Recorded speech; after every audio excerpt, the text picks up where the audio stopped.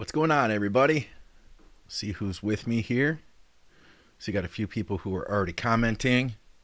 Justin Montgomery is with us. Hey, Justin, I have a question for you. Let me know if you're hanging on the stream here, brother. Got kind of a special project I wanted to do today, and it would require playing your video because I wanted to talk about it. I wanted to talk about the things that you were doing in it that I thought were really good. And I wanted to talk about what are some things, what are some ways that we could even step that up to even another level? Because I know that you were training really hard in that.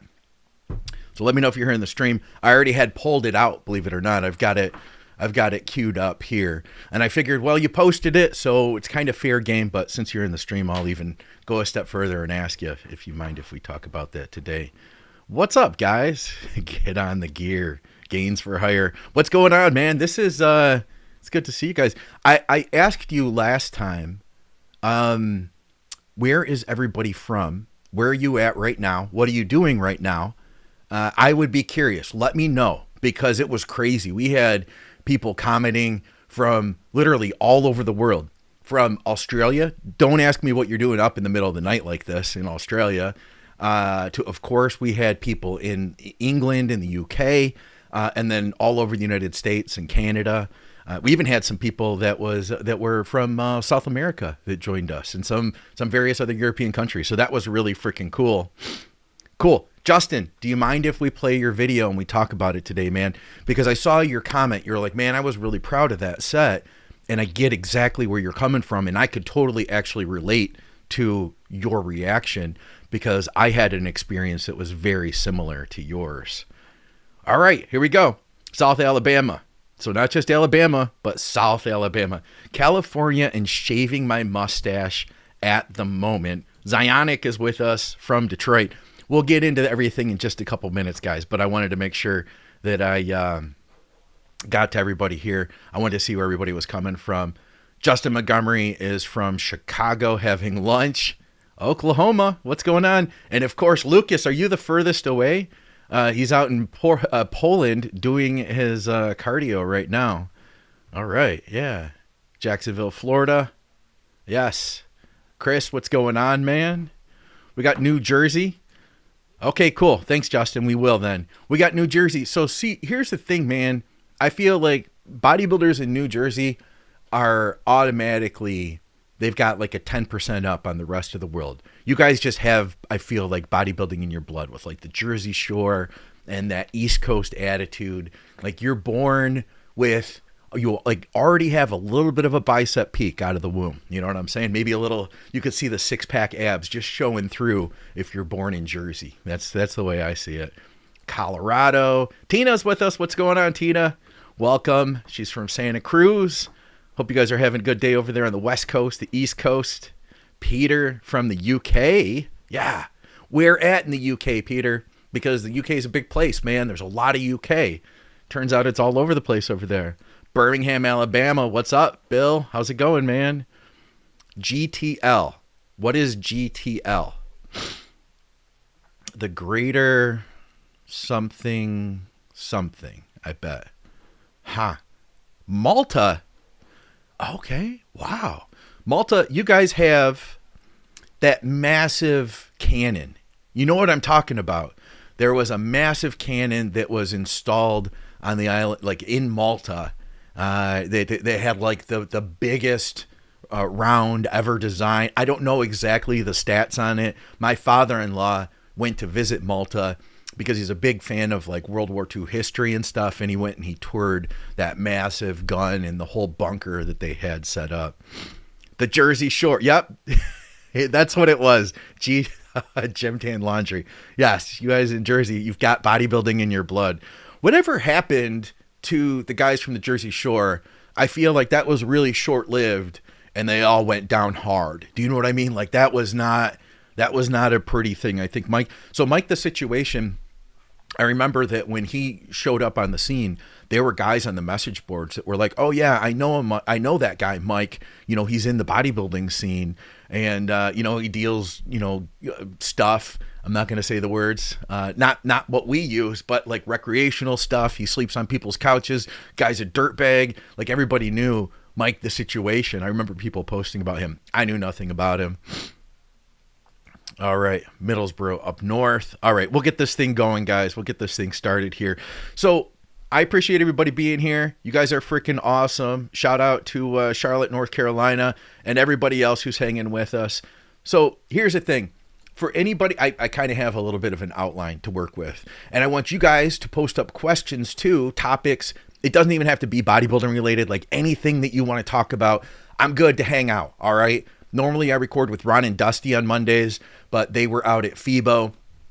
They were just getting back today, so we weren't able to record. So I was like, oh man, this is a perfect time. Plus, I had some stuff that I wanted to tell you guys about. So format for the day, we're going to cover a bunch of your listener questions. I want to talk to you about a low dose Tren experiment that I may or may not be starting or may not have already started. We'll get into that. And I want to hear from you guys. You can wait on this one, but I'm going to ask you what you think a low dose of Tren is. Like, what's the lowest effective dose of Tren? We'll talk about that. And I want to tell you about loading on Retatrutide, because it is a freaking different ball game than loading without a GLP-1. And maybe I'll start with that. I think I've got a picture here, maybe even a video of, so here's the deal. I've been dieting hard, right? You guys know that. And I hit an all-time scale low in the past couple weeks. I'm down to I was 187 depleted. And I see that as this is happening, I'm losing any shape I still had left from bodybuilding going away. And I'm I got to load, and I'm not able to load hard enough. I need to start pushing harder. Because what I was doing is, not going too far off plan. I think I told you guys, I'd have a club sandwich. That would be my big cheat meal, 500 calorie meal. And then because of that, I'd be kind of full and maybe not eat a lot more food through the rest of the day if I had it at 3 o'clock. And, my calories would kind of cancel out. So I decided I need to up my game. And 2 weeks ago, we were downtown. I do Fridays. It's our date day. We get to go out of the house, do fun stuff. We went down to Eastern Market in Detroit, and I found this place, good Mexican food. And they had these awesome street tacos, which were twice the size that they thought they were going to be. I ordered 3 of them, had pulled chicken and salsa in them and everything. And I got the soft corn tortillas, and I ate 2 out of the 3 of them. And then we immediately went to this restaurant where I ordered this French toast. And here's what the French toast, here's my meal. I got French toast with bacon on the side. This stuff was really good, all right? It was so freaking decadent, though. That syrup stuff there was some sort of maple glaze. That butter on the top is infused with all sorts of sugar. It's got those candied walnuts on it. And these 3 pieces of French toast, absolutely. So if it were up to me, I would have eaten 1.5 and then saved the other 1.5 for 30 minutes and then ate it again. But we're sitting, because my stomach is just so much sugar. I blew through the whole thing. And then we were going to go across the street to go grocery shopping. And I swear to God, I was going to vomit. I was so freaking sick. I've never felt that way in my life. And I'm only using, it was 1 milligram of Retatrutide every 4 to 5 days, right? So it's not a high dose, being that the research on Retatrutide is being done on 4 milligrams a week, 8 milligrams a week, and 12 milligrams a week. So me taking 1 milligram every 4 days is a pretty low dose, right? Well, here's the thing, man. I realized first of all, I think it was the sugar, but I realized I can't just load in one sitting. Okay. So fast forward to and it was terrible. I didn't want to eat for the rest of the day. I felt like garbage. And thankfully, after about an hour, I did bounce back. But there was a minute there that I wanted to barf. Well, about an hour, I wanted to barf. So anyway, the following week, it's time to load again. I'm back down to 187. I need to get in a substantial amount of food. I need to be able to push myself up to if I'm 187, I need to get up to 193, would be perfect, right? And then from there, Now I'm going to be filled back up. I'm going to have strength in the muscle. I'm going to be able, my metabolism is going to be rocking. I'll wake up the next day starving. I'll have strength in the gym to carry me through my next several days of training. So it's really imperative that I get this solid load in. So it actually worked. I spread everything out. I went to Culver's. I got a double cheeseburger and a fries. Then I got 3 of these beautiful donuts. I didn't get a picture of the donuts. I was just too focused on eating them. And then from there, what else did we have? Oh, and I bought a large thin crust frozen pizza, and I ate that over the course of like an hour or so. That basically what it came down to. The pizza was like 100 grams of carbs, 40 grams of fat. The donuts were about 30 grams of carbs each, so about another 100 grams of carbs. Limited fat in the donuts, plus the burger and the fries was probably, another, I'd probably call it 50 grams of carbs and 40 grams of fat. So I got somewhere in the neighborhood of, 250 plus carbs in for a load, which traditionally on my normal days, I'm getting under 100 grams. So the long and the short of it is what I realized with Retatrutide and possibly with other GLP-1s, it's freaking hard to get loaded. I talked to Keith over at Parabolic, who's one of our affiliates. I can't mention codes and URLs and stuff on YouTube. You can hit me up in other places. We'll talk about that. But he said that he found that it is hard to grow muscle. It's hard to get loaded. It's hard to get full while on Reta, while on GLP-1s in general. I think it really comes down to dosing. But man, I really would have thought if the research is being done up to 12 milligrams on Retatrutide, and I'm taking 1.5 milligrams per week, I thought that I'd be low enough to still be able to fill out well. But it turns out I'm struggling to fill out on a very low dose of Reta. So I wanted to throw that out there to you guys because ultimately, I think there is really good benefit to this stuff. But, at the same time, we are in this game for bodybuilding. It's not just about fat loss. It's not just about weight loss. We want to be able to retain tissue and grow in the process. So anyway, that's my spiel on that one. And I'm going to continue experimenting with this. I found that at this point, I need more carbs now. I started finding that I just wasn't interested in training anymore to the same degree because my energy levels in the muscle, the muscle was just, it's not that I was weak. I just didn't have the get up and go because my carbs were so low. I started out with basically 1 carb meal per day, 45 grams pre-workout. And then I, over time, have now built that up to the point where now I'm at around 100 grams, 120 grams with a high day load. And next time when I load, I think I'm going to go a little bit higher. I'm going to shoot for 300 grams because I woke up the next day and I was I think the same weight or 1 pound up. Really, it wasn't that much of a change. So I know that I can handle more, Anyway, thanks, Tina. I appreciate it. Tina says, looking great, Scott. You know what? I feel great too. It's been a great year for me. I wanted to start this thing out. I got ahead of myself with saying, if you guys don't know who I am, which I think most of you do, my name's Scott. I'm a coach. I've been doing this for a decade full time. And I started coaching about 5 years before that. That said, I want you to understand that everything I tell you guys is just my opinion and my experience. I sit at this desk and I work with people all day long. This is literally what I do. So my experience is with a lot of different people. And over the course of time, it's literally been thousands. So I've figured out how to do things in a way that gets us to our goals. But that doesn't mean that my way is the only way. All right. So I would never claim that anything I'm suggesting or anything that I've figured out is the only way to do things.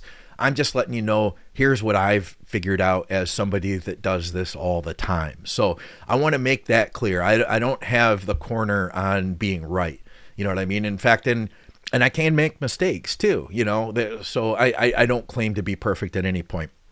That said, if anybody is interested in reaching out to me for coaching, mcnallydiets@gmail.com is where to hit me up. And right now I have a wait list set up. Basically, I'll be able to get you started within 2 weeks. I put a lot of attention and energy into each person that I work with. So I don't want to just be like, here's your plan, go check in a week. I like to get to know each person, and that's a process. And I'm grateful that I'm in a position in my life where I don't have to just like, give me your money, I need to pay my bills. You know, I can set it up and we can take our time and we can do things the way I enjoy doing it. Because at the end of the day, I do this shit because I'm trying not to swear on the live stream. I do this stuff because I freaking love it. Anyway, let's get back to the stream, see what you guys are saying. All right. Zionic, you guys have some questions for me. And I am going to talk about Tren too. As you've coached and interviewed countless athletes, are there any common traits or habits you've noticed in the most successful bodybuilders? Yes, absolutely yes. And I just told a client about this morning. I've got a guy that I work with who he's doing a transformation contest. Looks incredible too. Like he's made a hell of a transformation. Not a big guy. He's only like 150, 60 pounds, but he's contest lean. I told him, I was like, dude, if you want to do a men's physique show, we could get you on stage looking like this. And he was like, no. He's like, I just want to do this transformation. I don't want to step on stage until I'm a legit bodybuilder. Fair enough. You know, I can respect that. But I looked at his diet. He had actually gotten sick. He's got a small child, and I think he caught something from his kid. And he has the runs for like several days straight. I've been having him send him pictures on text every day. I look at his pictures this morning, and he's super depleted. It's a non-training day, so his carbs they'd normally be lower.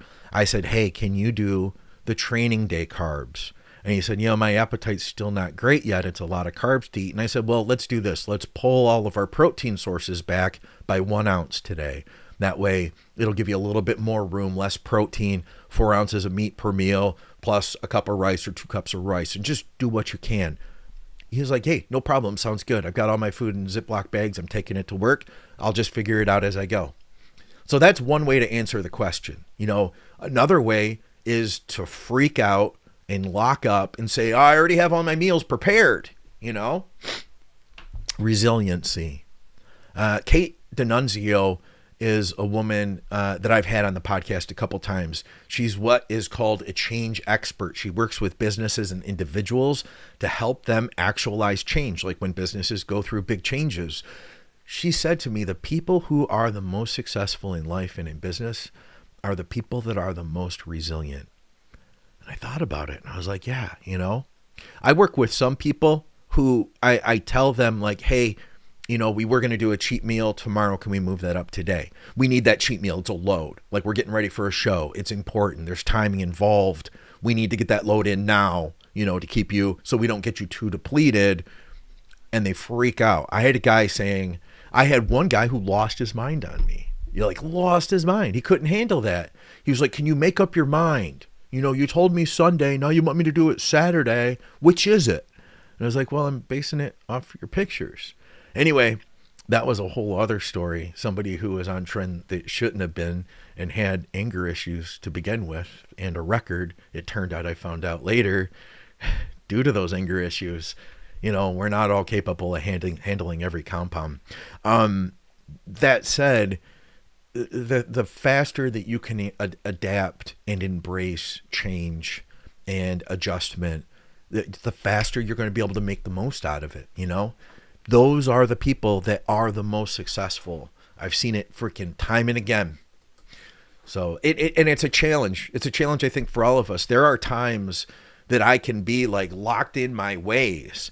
Sometimes it's like there's no reason I needed to be. It's just, it can be hard to change, even if that is just removing an ounce of protein from your meals, because you're like, wait, I already have it figured out.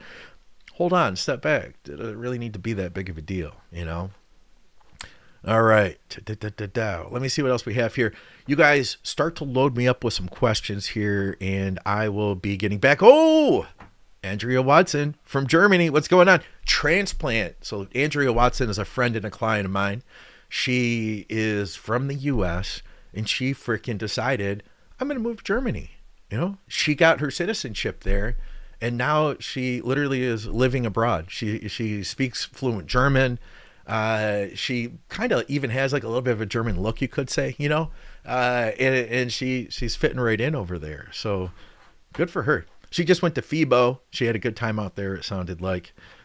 Let me see what else we have going on here. All right. Try to see. We got some more people commenting on where everybody's from. I love that. Paulie from the Jersey Shore is still a big time DJ. Good for him. He invented that hair. Do you remember that hair thing that everybody was doing? That was quite a look, you know. It got very popular. Let me see. Sorry, I'm a little bit congested today, guys. We have some a lot of pollen going on in the air here. Okay, super interested, Scott, as I am 4 weeks out currently and taking 1.5 milligrams of Retatrutide per week, thinking of dropping it out and dropping it out this week. What do you think? You know what? My question to you, Gavin, would be, are you loading along the way? Generally, you know, I try to run somebody on a cyclical diet of some nature. You know what I mean? Where we're slowly or quickly depleting down, then a high day or some type of a load meal or a load day. And that starts giving me the information I need to see, like, well, how do they look when they're loaded? How much does it take to load them? And then we apply that into loading into the show. You know what I'm saying? So have you been getting any kind of a load in now? And is it working for you? Because if it's working for you, more power to you. You know, one thing I haven't messed with yet is insulin. Insulin might be the answer for me. I might actually need insulin to drive more carbs into the muscle. And maybe I'll try that this next week as an experiment on my load and see if I can get the scale to budge a little bit more. And yes, KS Berry, those were definitely candied walnuts. I'm telling you, that thing was freaking a crazy meal. 1 milligram, 7 days. Okay. Culver's is so elite. You know what? VJ, you guys know VJ from Bodybuilding Nerds. He absolutely loves Culver's. I took a picture of my Culver's and I sent it over to him. In fact, I wonder if I still have that. Oh, I sure do. Here's my Culver's burger from the other day. What do you think of that? Was it like a double patty? And those crinkly fries, those were something else. They were good. You know what I'm saying? It was like a throwback. That reminded me of like fries that my grandma would have made me in the oven or something like that. Why don't people use more Tren E than most choose acetate? You know what? That's a great question. I mean, if we look at it, long-acting compounds like Tren E, or let's even say Mast-E, or let's even say Test-E, they're more cost-effective, right? I mean, you might pay, what, $10 more for a Tren and F8 vial compared to a Tren Ace vial, but you get 200 milligrams per milliliter versus 100, you know? There's definitely some advantages there. I guess it depends on how you look at your cycles, you know? I've seen Tren, because it is such a powerful compound, and I look at some compounds, and once again, like I said about everything, this is just my perspective and my experience and my opinion. So I'm not saying that I have a corner on knowledge and that, you know, you guys even have to agree with me. But I kind of look at cycling as, for males especially, that we have our compounds that are kind of our heavy duty background compounds that we are going to run through the cycle. I would look at, say, for instance, test as being that, right? A lot of times I don't even touch the test through the entire cycle. That's just running in the background at whatever dose we choose. Maybe we have EQ in there. EQ would be another great compound. We're running test and EQ. Or DHB, dihydroboldenone, is a freaking beautiful compound. We're running those two long-term in the background.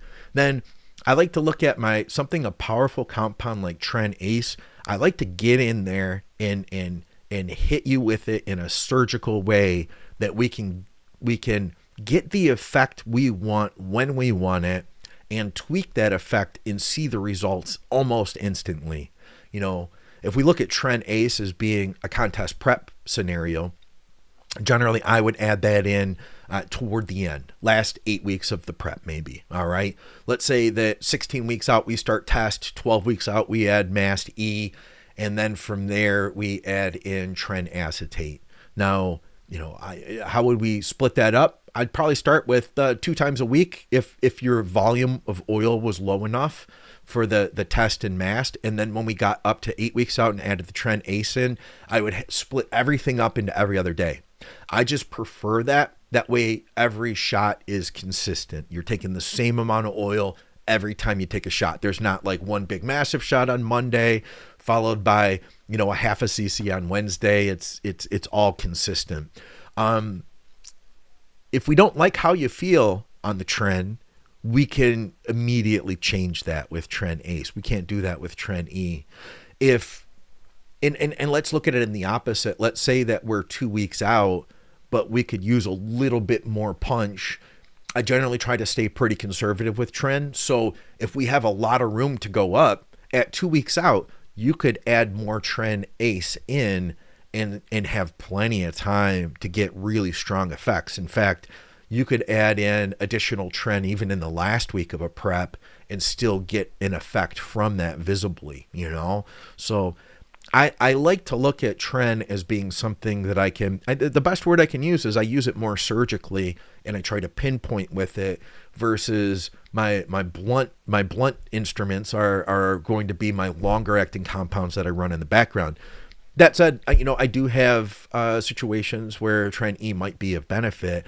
God forbid we run Tren in the off season, right? I don't have a problem with it. I think that Tren can be a great compound, but we do have to recognize, the potential toxicity of Tren, the fact that it is just a really strong compound prone to a lot of side effects, right? So we're probably going to also think of dosing, but if you were a really good responder to Tren, and I've worked with guys that we give them EQ and they get nothing. We give them DECA, they don't feel good. There's something wrong with, every compound we use.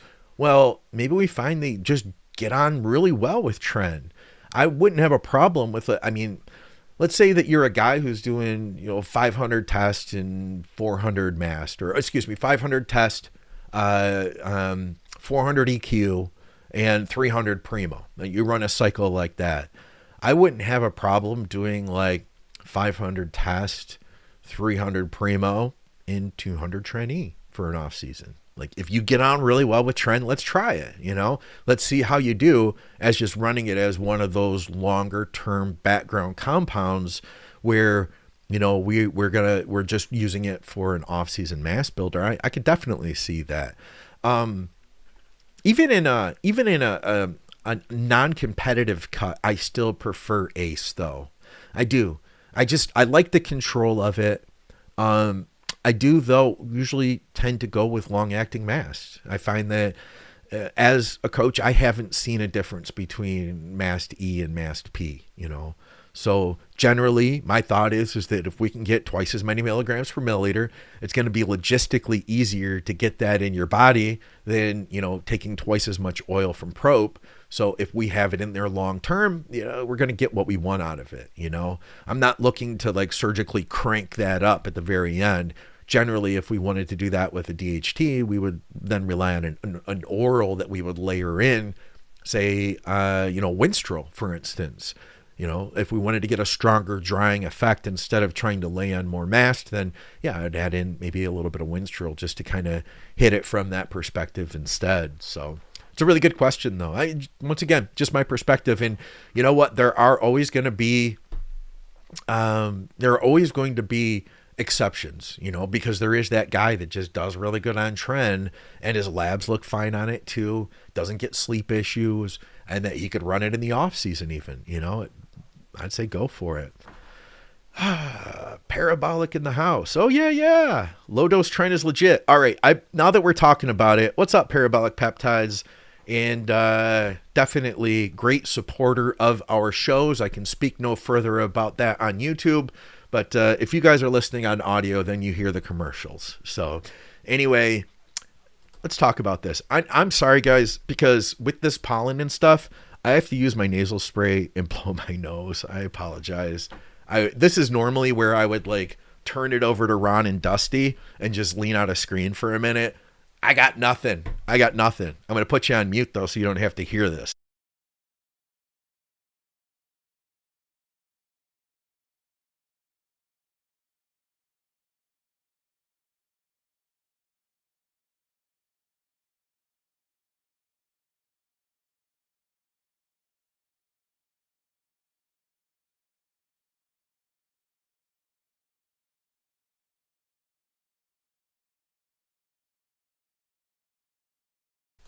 All right, let's reconvene.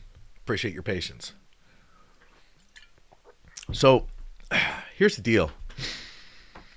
We were, we were talking about my last cycle my cycle that I started up, and I started this cycle up with the intention of, really trying to retain, if not rebuild muscle. And I started out with 800 test, 600 EQ. And I didn't really think ahead, okay? I haven't personally run my own cycles in a long time now. It's been a while. I actually even had to go out and get this stuff. I didn't have like extras lying around. Initially, I didn't plan on doing EQ when I got stuff. But when I got stuff, I had bought a bottle of EQ. So anyway, long story short, I'm saying, I'm going to do the 600 test, or 800 test, 600 800 test, 600 EQ, right? And lo and behold, I get into it, and then I realize, you dummy, you only bought one bottle of EQ. This is not going to last long for you.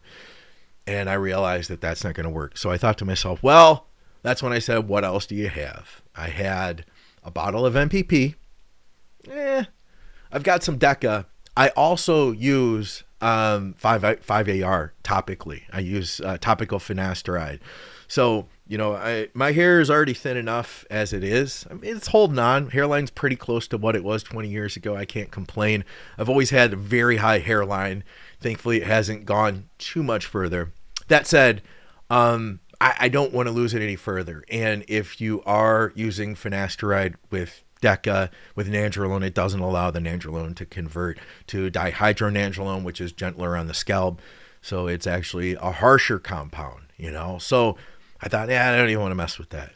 And I might have a bottle or two of Trenbolone laying around. Yeah. So let me ask you guys, that leads me to this. This is a question for you guys.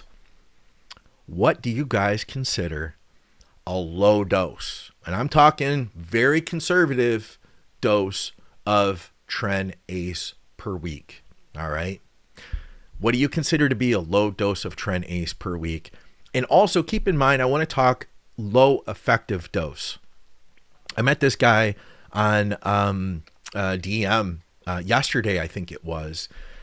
He's a CrossFitter, and he's told me, hey, I am doing TTRT.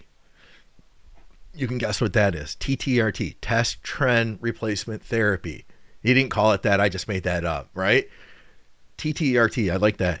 And he's taking I can't remember what the doses were, but it was like 230 tests per week, along with I think it was 30 Tren, something like that. And he said he feels increased performance benefit. Now, increased performance benefit and actual muscle growth are two different things, right? I've worked with a ton of guys, not a ton, but I've worked with my fair share of people that are performance athletes. And the cycles for those guys are way different than what we do for hypertrophy and bodybuilding. We can dose as low as 5 milligrams of Anavar and you're faster on the field. 5 milligrams of Anavar, spoiler alert, is not going to get you jacked and massive. Yes, it will increase your performance. You will feel stronger in the gym, but you're not going to get the most out of it. It's not going to be a very effective mass builder for you at 5 milligrams. It'll feel good. You will notice that, but feeling good, noticing it, and actually reaping the benefits of laying down new muscle is two different things. So let's see what we got here. Brian Nasser, what's up with the super chat, man? Thank you very much. Always appreciate and respect your insight, Scott. Thank you very much, Brian. I appreciate you, brother. And let me ask you, Brian, what do you consider to be the lowest effective dose of Tren. Spoiler alert, by the way, guys, I'm going to ask Dave the same question tomorrow, but it's just going to be like, what's the lowest effective dose of each steroid? That's what we're going to talk about. So Brian, I know you have a ton of experience as a competitor. I want to hear what you have to say, man. And thank you again for the super chat, brother. Dude, this is greatly appreciated, man. Parabolic's with us. What's up, Parabolic Peptides? By the way, I am a huge fan of just seeing your name. I want to mention that the SLU protocol is still going fantastic. It has absolutely been a game changer for me. 25 to 50 milligrams weekly. I disagree, man. I feel like 25 to 50. Okay, 25. What does that break down to? Hold on a second. I got to break out the calculator to figure this out. All right. What are we looking at? Let's just go 25 divided by, well, we'll call it 4. So that's 6.25 milligrams every other day. I don't buy it. Sorry. I don't agree. And we cannot agree and still be friends, by the way, guys. That's okay. Like, we are allowed to have disagreements. I'm going to hear some more. Okay, here. What else do we have here? I have my thoughts, and I'm going to tell you what I'm doing, but I'm going to wait to hear what you guys have to say first. All right, 25 milligrams daily of Tren works well for me, but I don't lose my crap from that amount either. Is 25 milligrams every day a low dose? Let's do the math on that. What is that? 25 times 7. 175 per week. Okay, I think we're out of the low dose territory, but we're close. I feel like we're close, you know? I mean, I want to be straight with you guys. When I first started using gear in bodybuilding, we were told on the message boards, you took 400 milligrams per week. Like, that was the dose you start with. That was the starting dose, 400 per week. When I started competing, though, number of years later, and I thankfully was able to work with a local guy who coached me. He had me run it for the last, I believe, 8 to 10 weeks of my prep at 50 every other day. So 200 a week, basically. And I was mind blown at how effective that dose was. In fact, I got better results with 50 every other day than I had running it on my own before at 400 per week, because I was doing everything else right, you know? So I would say we're getting closer. I'd say we're getting closer. We got Matt Sharp with us from Sharp Home Solutions. He says, but I have had people on as low as 25 milligrams and had great results. Is that 25 milligrams a week? Okay, you might be in there with the parabolic range. So parabolic also said 50 milligrams per week. Let me see. What does that break down to? 50 divided by 7 is what? It's 14 milligrams every other day. Man. I'll tell you what. I gotta shut a window here. I hear something running in the background. I'll tell you what. Here's what I've noticed. So, you know, I ran Tren that first time. I had that terrible experience because it was 400 milligrams every week. I then brewed my own out of the Finna pellets, right? I don't know if you guys remember those. You could go to like cattle supply, a place online, and for about $30, you'd buy this little plastic cart filled with pellets. And these pellets would be, you know, basically implanted into cattle to help beef them up right before they went to slaughter. Well, these pellets were filled with all sorts of glues and binders, and they're like a nasty bright yellow color, you know, and we would break them down and dissolve them and filter them through coffee filters with oil and solvents. And then we would use that, we would inject that as clean as we could, these Finna pellets. And you know, it's Trenbolone. So anyway, I brewed my own and I tried 25 every other day. And I do feel like I got something out of that. And I was able to I was able to avoid side effects, and then, but I didn't stay there. I just continued to slowly build back up to a higher dose. So I'm going to tell you guys what I've started doing here, and I've only taken one shot so far. So we'll see how long I actually stick with this. I'm going to break my shots up into 3 times a week, which that means I'm 1 day behind on my shots right now. I have to do my shot literally when we're done with this live stream. I've got, what does it break down to? It would be about 100 milligrams per week is where I'm at, split into 3 shots. So we'll see. We'll see what I get from it. So far, 1 shot in, I obviously don't notice anything. But I will say this. You know, we talked about low dose effective cycles on drugs and stuff last week.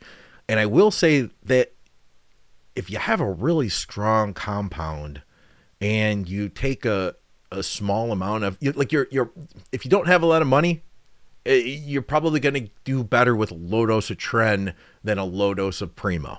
You know what I mean? Or you're going to do better with a low dose of Tren versus a low dose of Equipoise. I don't know. This is kind of beyond what I do in coaching. We don't really mess around with, like, what would happen if, you know, I don't have anybody that we've just run 100 milligrams of Tren with per week. Nobody's wanted to. You know, we use more traditional things, you know, common cycles for the guys I work with. If they're an off-season type guy who just wants to look better, feel good, get into good shape, you know, maybe we'll do like a 300 test, 300 EQ, or excuse me, 300 mast, or 300 test, 300 Primo. Something like that would be like a pretty standard dose cycle that a lot of the guys I work with use.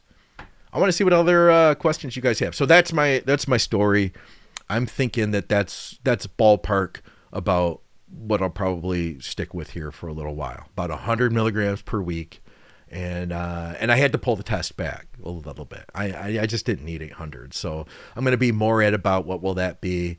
550, 600 test, something like that, with 100 milligrams of Tren Ace. So we'll see. I'll keep you guys posted on it. And, you know, everything's going good. I'm getting more consistent, or I've been consistent with training. Cardio's going great. I don't expect to get any kind of side effects from this. So that's just my thoughts, though. Lucas says he'd go with 100 as well. You kind of answered my question then. I think I'm going to 30 milligrams every other day to my test. Yeah, I think 30 milligrams every other day. I think that you're going to get something out of that. I mean, I guess it depends on what you want out of it, Stephen. You know, are you looking to, you know, I mean, at the end of the day, it really comes down to your diet and your nutrition, and the gear is just going to help push those things in the right direction. You know, I've found that in the past, running lower dose Tren, that I definitely felt a little something. You know, obviously the more you take, the more you feel, the more you get. But I don't think you're going to go wrong with it. And if you don't like it, here's the other thing with a fast acting compound like that. If you don't like what you're getting out of it, you could always bump it up a little bit later, you know. But yeah, I would much prefer starting low and then, you know, building it over time, something like that. What does Jordan say here? He says, I never ran less than 200 milligrams weekly, never more than 400 milligrams, but I think you could get some benefit from 100 grams weekly. I don't think you'd feel anything from less than 75. I don't know. I mean, I don't know about like results, like seeing muscle growth, seeing like additional like physical change. I bet you would feel it in the gym. 75, you know, I bet you would feel some additional benefits, especially depends on how sensitive you are. You know what I mean? If you just came off, like, what are you doing? Have you been on TRT for the last year and then you add some test and 75 Tren? That guy's probably going to feel something. But if you take Jordan, who's been on 200 to 400, and then he says like, oh, I'll take 75. Of course, he's not going to get anything. You know, there's kind of like a contextual thing to it. You know what I'm saying? I think that's got to be it. Do the shot on camera. What could go wrong? No. All right. Skip and I started out last prep at 75 mix. Probably means milligrams per week. titrated up to 175, and I would not consider, which I would not consider low dose. Yeah, I'd say 75 low dose. I'd say the 175, not so much. Did I miss most of the stream? What's up, man? Nope, you're here, brother. You're here. You only missed me talking about a couple random things like Tren. I'm waiting for you guys to throw some questions up here for me, and then I can start answering them, and then we can get to some real fun. I don't have to just talk about myself, be selfish. I talk about myself all day. Actually, I do have something here I wanted to show you guys. So I'm just kind of going through these questions here. Okay, let's see here. 100 milligrams a week, sleep-stide started for me. Yeah, I could see, depending on your situation, anything over.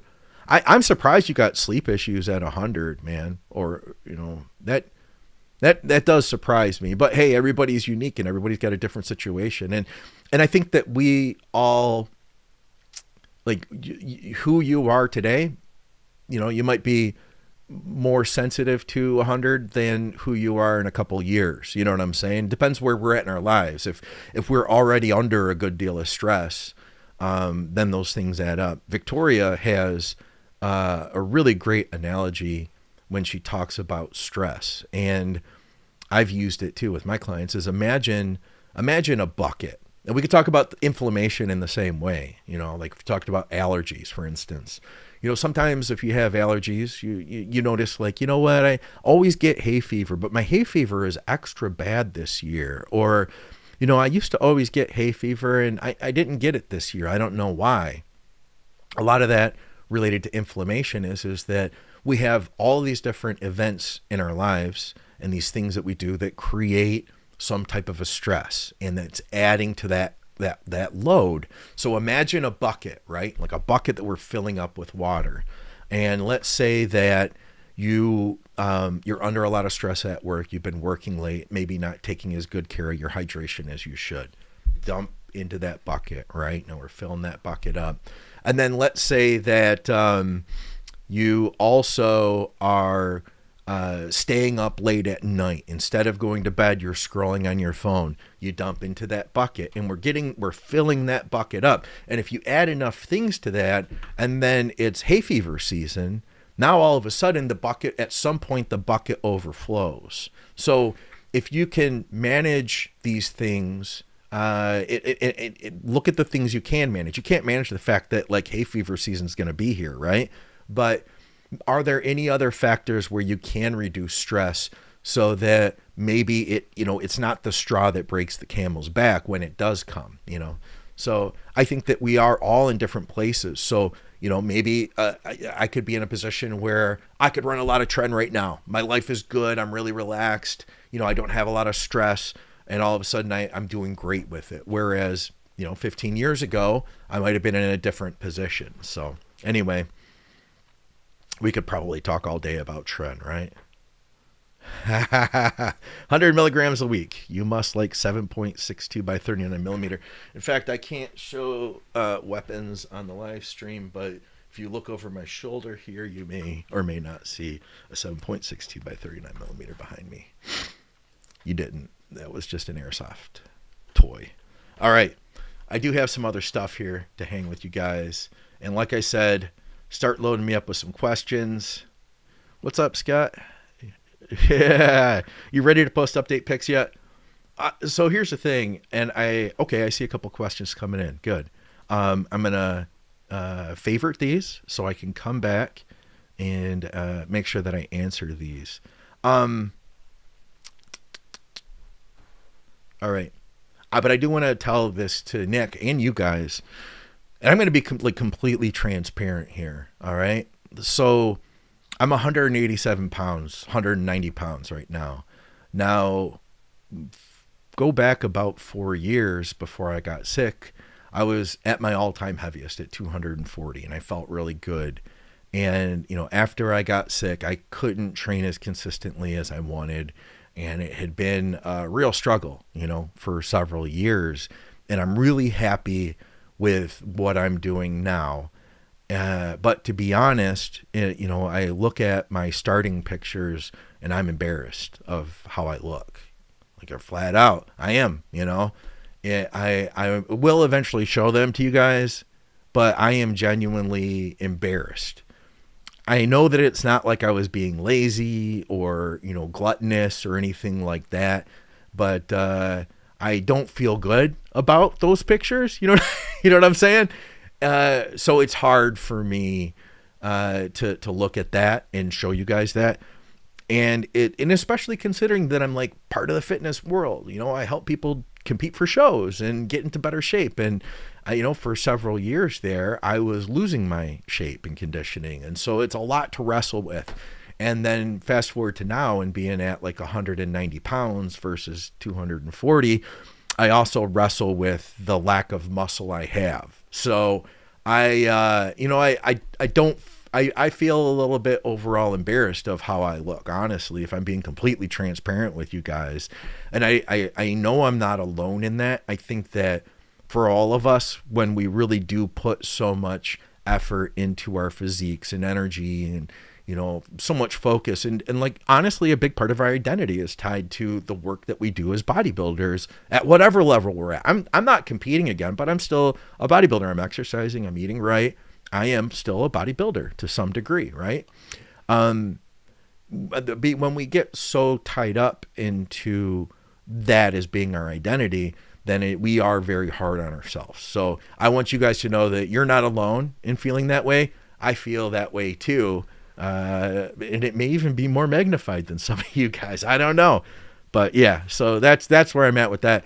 I'm going to just keep doing this for me and keep continuing to get in better shape.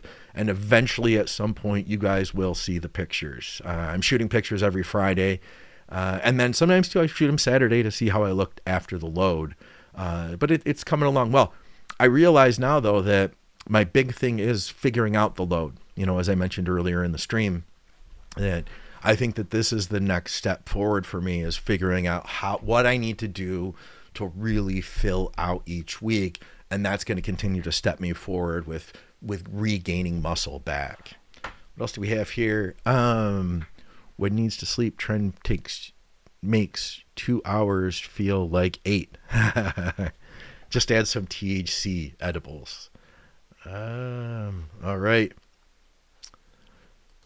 Scott, do you plan to add in some 5-amino to your stack? That stuff runs so well with SLU. I'll be honest that SLU has just gone so well on its own that I've really enjoyed the process of this. I started experimenting a little bit with DADA now, but I'm going to also hold off on that. I'm going to tell you right now, DADA, the endurance from it is freaking insane, especially already having been on the SLU. I've gotten a lot of really good results from it. I know that Parabolic has as well, if he's still with us. He's been, I think, using the injectable version. I've been using his 250 milligram caps, which I've only taken it two times now, and I'm probably going to hold off. But down the road, my thought is that, I've gotten a really good boost, which was a much needed boost, and it's gotten me doing the things that I need to do to be able to reach my goals. But I'm also trying to leave as many cards left in my hand to play later. That's kind of where I'm at. So I wanted to kind of get a vibe for, what does mot-c do for me? What does DADA do for me? But at the same time, I don't want to try to exploit all these things at once, because there will be a day that I want to discontinue using the SLU. It'll either have run its course or just feel like I'm ready for a break. And at that time, I'll want to know that I have another card to play. Basically, I want to keep as many good aces in my hand as possible. So I'm experimenting with them enough to kind of understand them, to see what my dosing will be, to see what the effect is like. And then from there, I'm going to hold off a little bit and then revisit it later. Getting into the Retatrutide, I feel that, we're coming from a completely different angle there, right? With GLP-1 and glucagon and blood sugar and insulin. All that stuff is a completely different direction, So I find stacking those two things together as being very beneficial, because now it's not two likes. They have their own mechanisms, and then from there getting into a low dose of T3 replacement, hitting it from that angle. I'm using about 25 micrograms of T3 per day. And I take that first thing in the morning fasted. I split it, and then I take it before bed on an empty stomach. And then adding in the anabolics. I'm trying to patch as many different angles versus being redundant is what my goal really is here.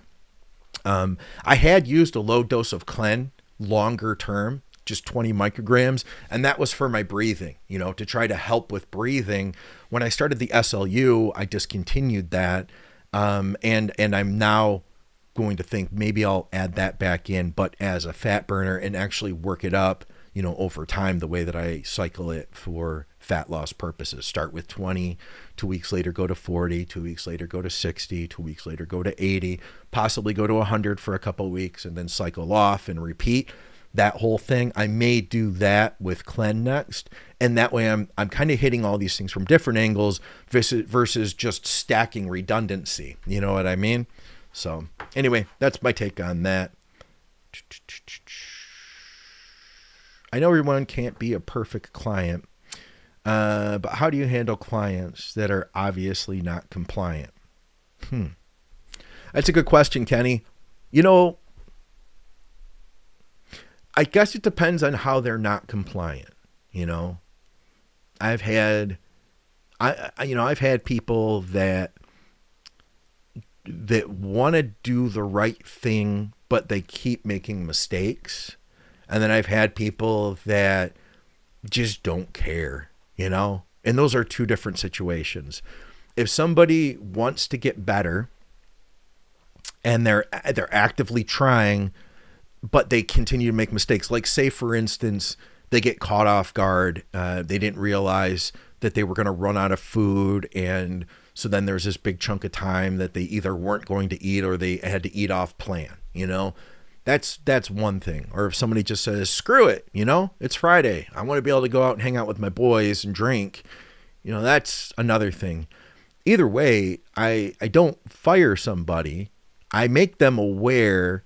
If somebody is, let's say it this way, those are two different scenarios. If somebody is trying to be compliant, but they're making mistakes, then I'll help them understand how to not make that same mistake again. And I'll even put it that way. Like, listen, I can't promise you that you'll be able to be 100% after this, but getting good at this takes time. And there are going to be scenarios that come up that you're not prepared for. But each one of those scenarios is a learning lesson. So next time that you get caught without your food, if you had some whey protein with you, additional whey protein, you can use that to bridge the gap. Or there's always a grocery store available. Find some cooked chicken, or restaurants will make a la carte chicken for you. You did not have to eat, 2 double cheeseburgers, because sometimes that's what happens. They can't stay on plan and they're like, screw it, I got to go to McDonald's, So there's that type of not compliant. And then there's the guys that they just want to go out and do what they want to do. Yeah, everything was perfect. I was perfect on the diet, except for Friday. I went out and I drank 5 beers. And then I ate these burgers at the end of the night. And I'll say, like, it's their life, right? They're the ones that are doing this. And I will let them know that, number one, I have never worked with somebody who could successfully reach their goals while having a substantial amount of alcohol in their plan still. Like, I've worked with people who have tried, and generally they'll make progress through the week, and then it falls apart at the weekend. And then through the week, I'll explain to them what alcohol does in their bodies. I'll explain to them how it shuts down the fat loss process and turns on the fat gain process. I'll explain to them about the calories in alcohol and about how they're actually greater than the calories in carbs. And I'll explain to them what alcohol actually does in the body. Then from there, it's up to them. If they want to continue doing that, that's their call. If they expressed that they needed some sort of intervention on it, like in that specific case, that maybe they have a problem with alcohol, then maybe we could figure something out. But that starts getting a little bit beyond what a coach does and more into what a therapist does, which there is kind of a fine line sometimes in this game. And I never would claim to be a therapist, by the way, guys. I'm not ever saying I would, that's not me. But I can offer my own personal experience, like as I would one human to another, you know what I mean? And that's a topic that I can speak on out of my own experience. But yeah, it depends on the person. But at the end of the day, I'm not going to fire them because they may just not be ready to take things to that 100%. I work with a guy right now who I would like for him to train 4 times a week. He's training 2 times a week. He's been pretty good on the diet, but he still will eat some stuff off plan. But guess what? He's still making progress. Every week, he's 2 pounds down. And he's looking better. He's doing way, way better than he was before we were working together. And, I call that a win. And with time, as he continues making progress, that becomes kind of addictive, and we want to continue seeing that progress. And if we kind of gamify it, then we do the next thing that it's going to take to keep seeing that progress at the next check-in, and then we kind of get hooked on it. We get into a groove. So, we're just not everybody comes to me and they're already in that groove. It can take longer for some than others. And some people don't get into it, and that's okay too. Some people may hire me and pay me up front for, 12 weeks. We do 12 weeks. They never really stuck with it. And then they come back out of the blue like 2 years later and they're like, hey man, listen, I got to tell you, I didn't take it real serious when we worked together before. I would love to really nail it. I actually have a guy like that right now. A shout out to Kevin, who I wish I could show his pictures. I haven't had his permission and he hasn't even posted his pictures yet, but he's one of those guys who's like down over like 100 pounds, like life changing fat loss. Dude is doing incredible. He went through some life changes and he decided like, yeah, I'm going to freaking make this happen.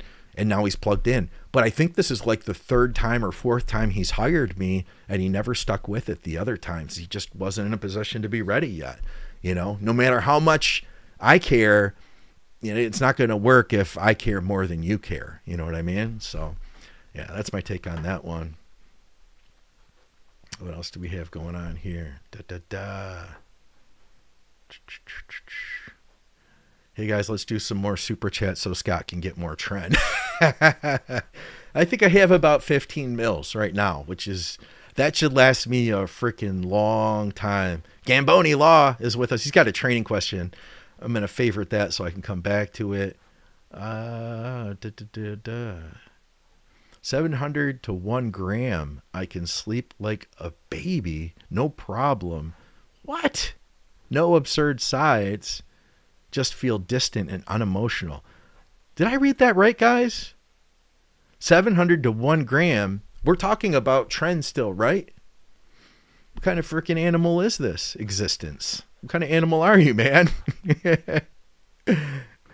Okay, ashwagandha with Tren helps a lot with anxiety side effects. Right on. All right, let's get into this training thing. So, you guys know we have, and keep commenting with questions, by the way. I'll be sure to follow back up on these. All right, so here's the deal. Nag says that guy existence needs a better source. Yeah, maybe that's it, man. Like, I'm running all this Tren. Maybe it's like, not real Tren. I don't know, man. That's a lot of Tren. All right. I'll get back to everybody on the chat. So here's another thing I wanted to do is talk about increasing the intensity and learning to get legit effing strong in the gym. So you guys know we're doing the insane set of the week on Blood, Sweat, and Gear. And Justin Montgomery was one of the guys who entered the contest, and he does a brutal hack squat set. And we said, basically, we're like, yeah, it was okay. It was good. But, I think you could get more out of this. And he commented and said, Oh man, I was bummed to see the feedback because I was really proud of this set, and it made me think of an experience I had where I decided that at one point that I wanted to get good at the chest press, and I felt like I had never been like one of those guys that was wicked strong with the chest press, and so I like made it my challenge, right? And I had the 110-pound dumbbells, and I was actually at West Coast Iron, and I was like, Victoria, shoot this set of me. This is like 2018, 19. And shoot this set of me. And I, get this set of me pressing the 110s. And then I post it to Instagram and Facebook. And Big Dave Smith, who's a guy that I really respect, a really good heavy trainer, strong dude. He said to me, he was like, hey, he was like, that's, really great work there, man. Nice effort. You working on the lockout? You working on your lockout? If you tell somebody you're working on your lockout, that means you're only doing the top half of the movement, right? And I was like, that son of a bee. He's like, he's trying to troll me, And I was like, man, I always liked Dave, but screw this guy, And I don't remember if I said anything back to him. But a couple days later, I think I did. I think I did say something back to him. We had a little bit of a dialogue. And then a couple days later, I came back to him and I said, well, what should I be doing? Because I remember what it was is I felt like if I went any deeper on that, I gave everything I had on that set, first of all. You know what I'm saying? And I felt like he was kind of disrespecting me, But then I kind of stepped back and I let go of the ego. And I thought, well, he is really strong. He's a lot stronger than I am. Maybe I can learn something from him. And I did. And he taught me how to press deeper. Okay. And I had to back my weight down a decent amount. And I would say that I developed what is the best possible form and technique for the chest press that I think I could ever have. And then I learned to get strong with it. And then I got legit the strongest I had ever been in my freaking life. When I said I was like at almost 240, I was pressing then at the strongest I'd ever been in my life, from the foundational technique that I learned from Dave. So I guess what I'm saying is like, I get that, I get that you can do your best with something and that you can be proud of it and you should be, but there still is always like another level, And that's what I've kind of realized is that even with the technique I can use now that is like really good technique, it doesn't mean that like there isn't another gear. There's always for all of us, no matter what we do, there's always going to be a next step that you can take it to another level. And that's what I want to talk about with this. So let's watch this video. I've got it queued up here. This is a video that Justin left for us over at the Think Big Facebook group. And let's see here. We'll just watch the video first. And then I want to talk about like, what can we do with this to get more out of it? All right. So that's his first rep, second rep, third rep, little pause here, drops down hard. Fourth rep, pause, drops down hard. Fifth rep, and there's a lot of weight. He's giving everything he's freaking got. Boom, you can see he's about to fail there. You saw how that slowed down. When you slow down like that, that's a sign that your muscle is beginning to fail. So he's already like digging close to failure here, and he's still going to get another third rep out of it. Nice. He's got one more in him. Like he's riding the edge of failure here. Yes, and he got one more. So like it's a great set, first of all. Like I can't say like, in fact, I'm going to tell him this, that right now, he's stronger than I am. I physically couldn't do this right now. So let's put that into perspective. He's stronger than I am. But I think there's some things we could do with this to take it even further. Now, I remember when I first started, the first time I attempted fortitude training, and I went to do what do you call it, a muscle round. I got a couple. It's you get 4 reps and then you pause, and 4 reps and then you pause. And I got like a rep, and then I'd stop and hold it, and then a rep, and then I'd stop and hold it. Anyway, what I learned from that talking to Scott is that every time we stop, we're really taking a break. And that's what he had to do. Like you see that, like, as he gets into the end here, like he's pausing, right? And then he gets another one. So he just about failed there. If he were to try to get another rep right now, like instantly drop back down into it, he wouldn't be able to get back out of it. So he's got to pause. He's got to take a break.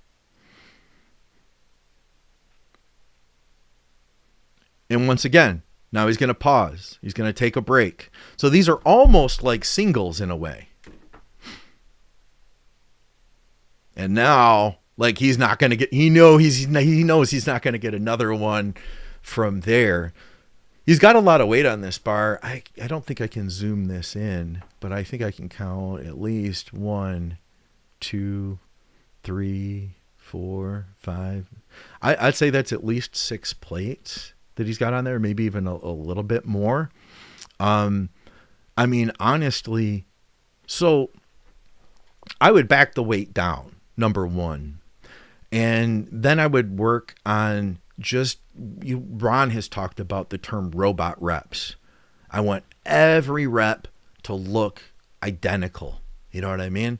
Let's control that negative down. And you don't have to do like a slow, super slow negative, but let's control that negative down and then drive up hard. And then when you reach the top without stopping, immediately then go back down into the negative. And the analogy that I always think of, the picture I always have in my head is in 10th grade, I took an auto shop class, and we had this model of a piston. And there's like a little crank in the back, right? And there's a piston, and the piston would go up and down, right? As you turned this crank.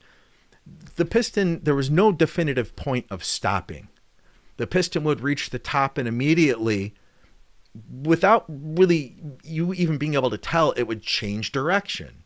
It was very interesting. There was no like stop point, it would just immediately change direction. So I'm thinking, drive up hard, and when you hit that top, then bring it back down. It takes a lot of control to do that, to be able to do a controlled negative after an aggressive drive up. You know what I mean?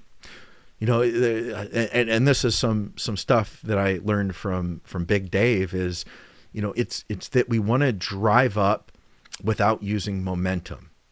If you think about it, like if you're driving with your grandma in the passenger seat, you can drive real fast without whipping your head around, but you have to drive differently. Like when you take off the line, you have to be careful with how you're putting your foot on the gas. You don't just slam your foot to the floor. If you do, her head's going to get whipped back, and that's the momentum. We don't want that momentum. Instead, you have to ease your foot onto the gas and let the car speed up. And as it's speeding up, you can continue to bury the pedal. And before you know it, your foot's on the floor. Her head never got whipped back, right?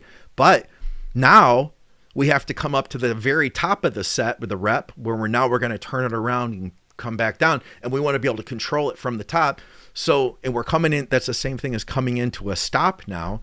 We can also stop quickly without whipping your grandma's head forward. So it's all in how you brake, right? So you have to be gentle in that braking and learn how to decelerate so that when you reach that top, just like that piston model, you can gently go into the negative.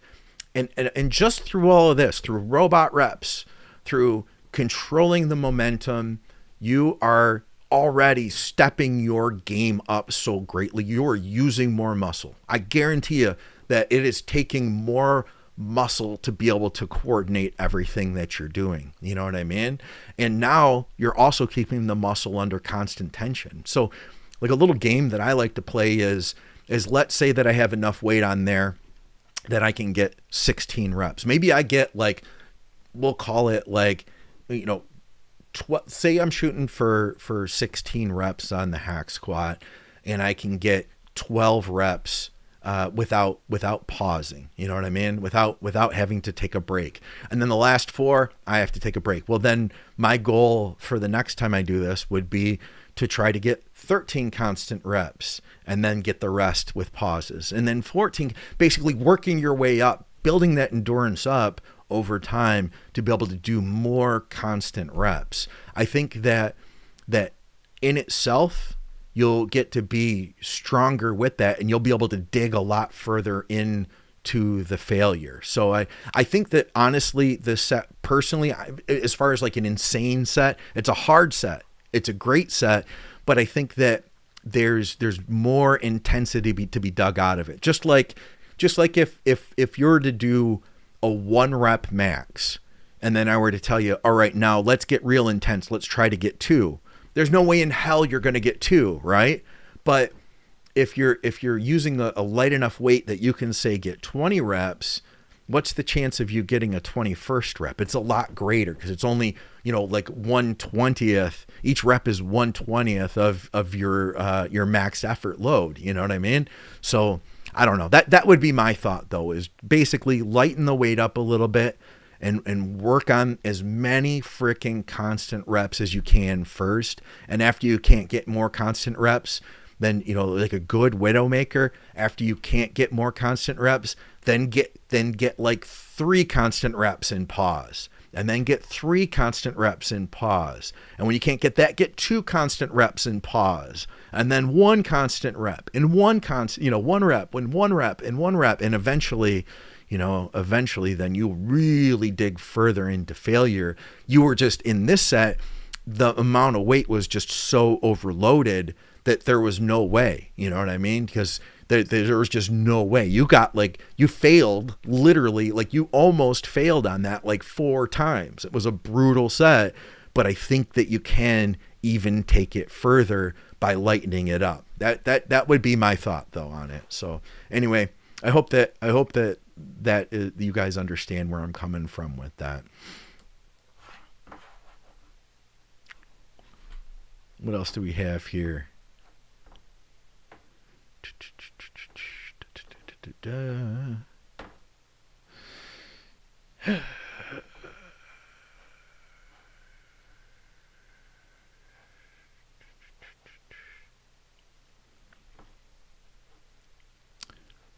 Somebody said 25 milligrams a day. I think they're still talking about Tren. Should I pull the HGH back out because I compete in 2 weeks and it's mind-boggling me. Man, 1-2 overalls 8 days ago in classic and men's physique, weighed in morning of the show at 187. In a 3-week window between shows, added HGH back in at 4 units right before bed, and now I'm 195 in 5 days. Man, that's a lot of weight to have gained, I mean, my question would be, and by the way, guys, if you're enjoying this, if you can please hit the like button. If you guys are hanging with me, it would really help. It helps to, after we're done with this, it helps other people to help find it. And maybe we'll get some new people that join the stream. And maybe we'll get some new people that subscribe to the channel. I'm trying to freaking get as many subscribers as we can this year. So thank you for that. And thank you for all your comments and stuff too. So I don't know. I mean, it depends on how you looked, man. So he weighed 187 in the morning 8 days ago, and he won 2 overalls. So I feel like you probably didn't look that bad, Did you need to be, what was that, 8 pounds fuller? I'd say this. If you won 2 overalls 8 days ago, you probably didn't need to be 8 pounds fuller. You know what I'm saying? I would guess that Oh, I would pull it, man. I mean, if I had to say one or the other, yeah, I would probably pull it. But I guess it depends on how do you look, you know? Is it all in the muscle? You know, are you just as sharp? It's a lot of weight though. If it was just even a couple pounds, you know, like 1 or 2 pounds, then heck yeah, man. Maybe you were 187 and now it's like your food has probably changed too. You know, I imagine that. Did you? Okay, I'm a little confused here. Actually, if you're still with us, let me know because he says. Let me put this. Yeah, he says. Okay, 1-2 overalls 8 days ago in classic and men's physique. Weighed in the morning of the show at 187. In 3 weeks window between shows, added back in HGH at 4 units right before bed, and now I'm 195 in 5 days. Okay, okay. I don't understand the maybe the 3 weeks is okay. 3 weeks window between shows. Okay, I'm sorry, I got you. Yeah, man. I mean that's a lot of weight, and if you're 195, if you're 8 pounds up in 5 days, how much more up is the scale gonna go? You know, is it gonna go 10 pounds up in 2 more days? It's a lot of freaking weight, man. You're holding a lot of water, you know? And at the end of the day, as a coach, I generally want to play it conservatively because I don't want to mess you up. If you had a look that could win 2 overalls 8 days ago, then I highly doubt that holding 10 pounds of water is going to be an improved look. You know what I mean? Sometimes trying to repeat what you already did is the best thing, you know? Maybe if you are going to make changes, make those changes smaller. I wouldn't want to figure out something that is such a great addition between this show and the last show. I'd usually try to, if I like experimenting and I want to see if we can get you better, but I would maybe experiment more with, you know, was there something different we could do with carbs? Maybe a little bit more or a little bit less. Did you have a little bit more room to fill out? You know, how much room? Would that mean that maybe, you know, just like a few variables I can think of, you know, maybe like a guy whose legs were a little bit washed out. Well, maybe we don't do a lot of cardio between this show and the next show. We just try to maintain, you know, but 8 pounds, man, is a lot. I would always want to be conservative because, you know, if you had it, yeah, you 110%, you know, is bad. We don't want to be at 110%. That's spilled, you know. What else do we have here?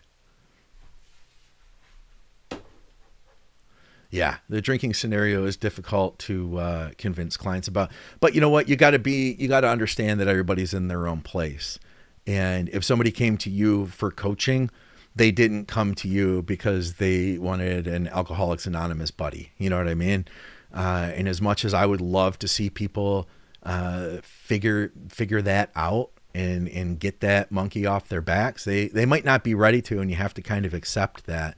But you know what? I will say this, that sometimes, you know, like I said, I've worked with people who maybe never really plugged in.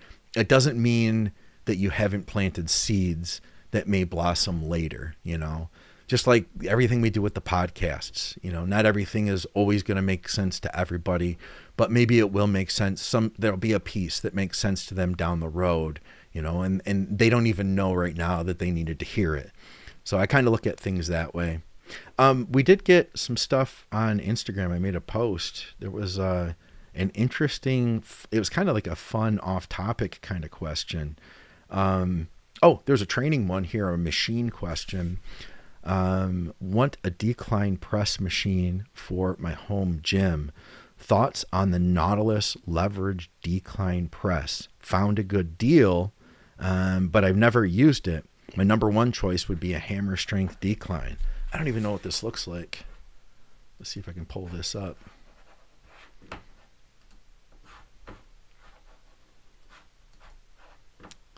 And by the way, where is... just a second, guys.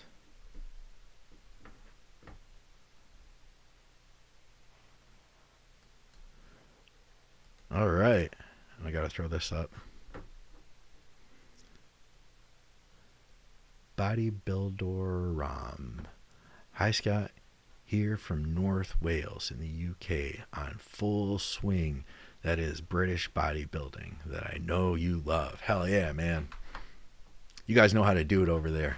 That's for sure. Let me see if I can pull this machine up. Okay. What was it called here? What was the Nautilus Leverage Decline? I'm not a huge decline press fan in general, but... Oh, I've used this machine. Okay, yeah. I've used this machine. It's a good machine. Yeah, I don't mind this machine at all. Let me grab a picture of it and I'll show you guys. Hold on just a second here. They have these at a lot of Crunch Fitnesses. This one. Have you guys used this machine before? And if so, what do you think about it? I'm curious. I'm curious to hear what you have to say.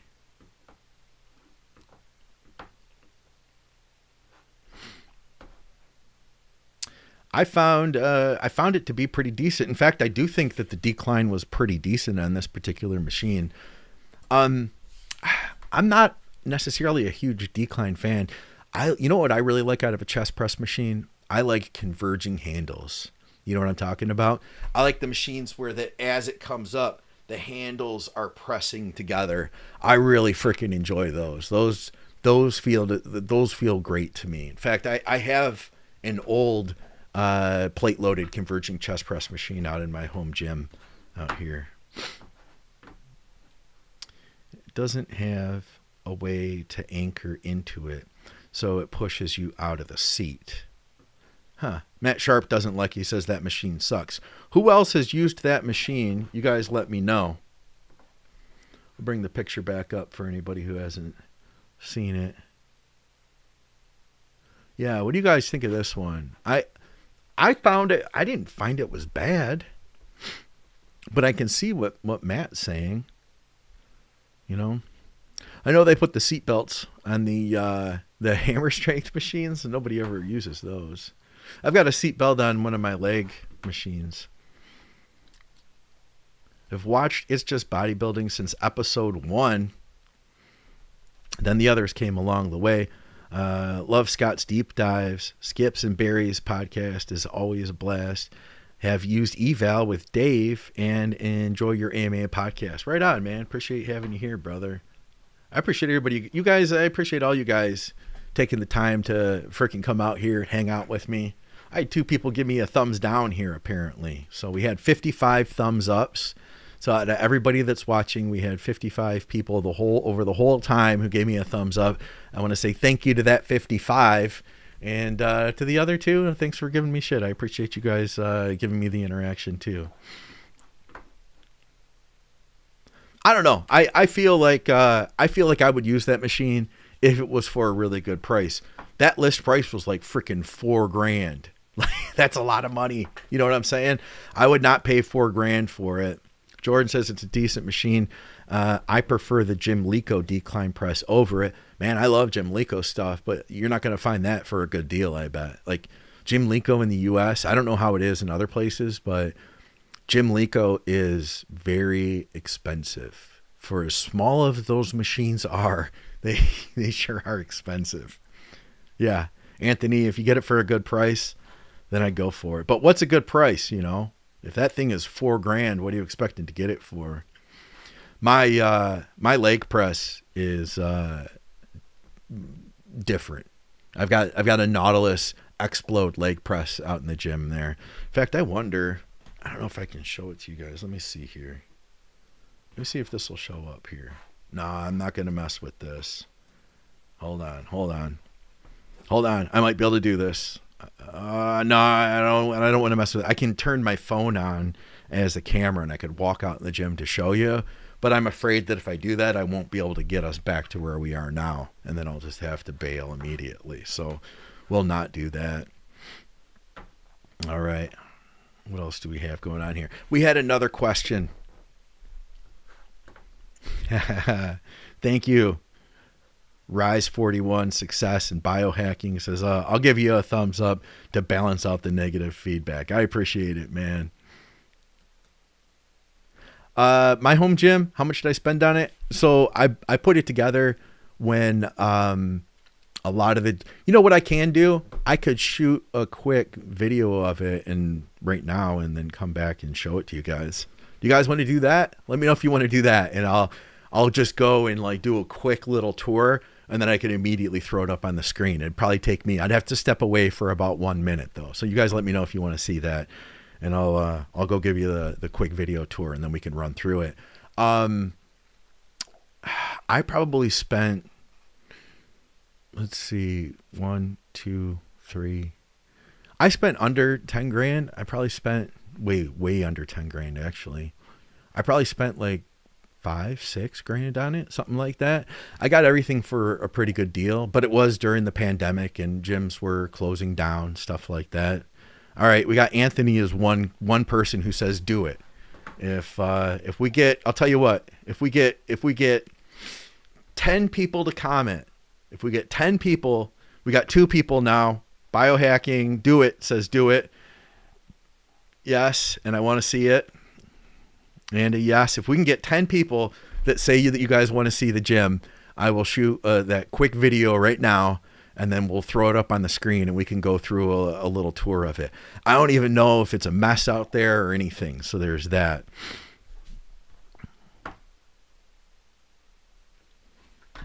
I'm going to be completely honest. I don't know what mile reps are. I probably should, I'm guessing. But I don't know what a mile rep is, so I apologize. I've heard the term, and maybe I've even seen it, but okay, what do we got here? I think it's starting to add up. We've got, let's see. We've got a yeah. There's 1. There's 2. There's 3. There's 4. There's 5. There's 6. There's 7. There's 8. Yov, I think you commented twice. There's 9. There's 10. And there's 11. What's up, Mark? Beer Boilies and Bodybuilding. Good to see you, man. The handles do converge on that machine. We have both. That one and the hammer strength, and I prefer that one over the hammer. I can do 4 plates per side with no issues, it not being anchored. Okay. Yov put it over the top here with a super chat, man. Thank you very much. All right. Okay, we got a bunch more do-its. Okay, listen. I'm going to have to bail, though, guys. You understand? I'm going to have to leave the desk here. I wonder... I was seeing if Christmas Cabbage was around, but I think he's at Dave's house now. I was going to bring him in. So don't go anywhere. I'm going to be really bummed if I come back. We've got 120 people here now. If there are less than 120 people when I come back in 1 minute, I'm going to be really upset. And I'm going to know that this was a terrible mistake and I should have never done it. All right, I'll be right back.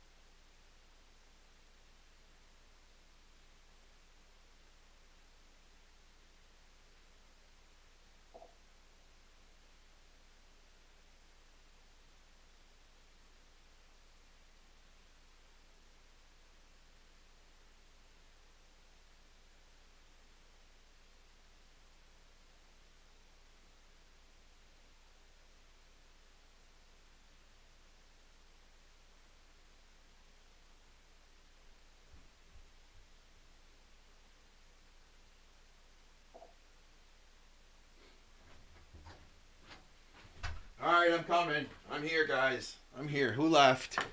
Oh, shit. We're down to 110, guys. We're down to 110. This is a total bummer. No, that's all right. Let's see. All right. I got to airdrop this over to my computer, and then we'll be all set. Let's see. Hopefully this doesn't screw everything up. All right.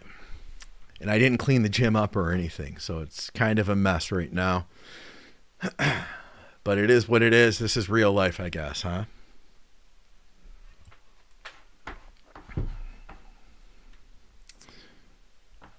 Oh, myo reps are rest pause reps. Okay. I know what a rest pause is. I'm a huge fan of rest pause. I never heard that term. All right. Looks like we got it.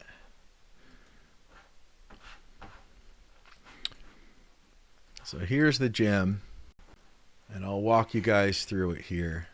So for starters, this is my treadmill over here. I've got a Life Fitness Club model treadmill from probably about a decade ago. And I love this thing. It's a great treadmill. You know, I do all my cardio there. If you notice, I have a tripod set up right over there to the left of the setup.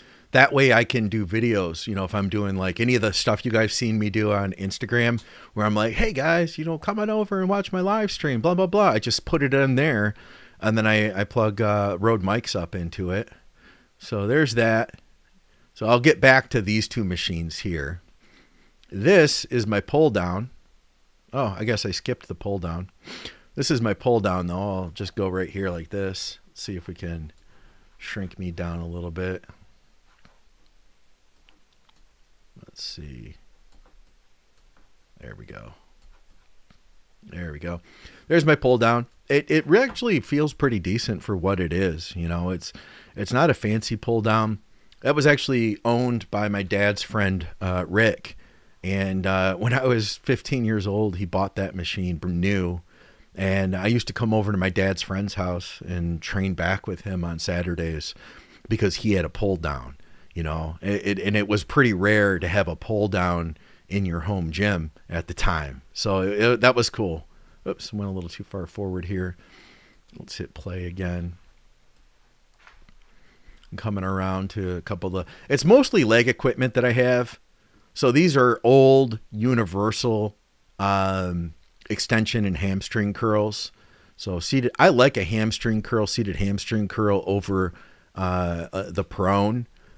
You know, and they're old machines. These are from the like late 80s, but they still work really well for me. And I think I paid like $400 for both of them or something. So I mean, it was like that. Plus, I had to rent a U-Haul van and then take them apart and then bring them to my house and then load them up. You know, bring them down in the basement. The weight stacks are so heavy to try to move into a basement. Yeah, everything had to be taken apart. Now here's my leg press. Oh, and Victoria's going to kill me because I left plates on it. So what's interesting is it's on a hinge there. So you can see that hinge behind the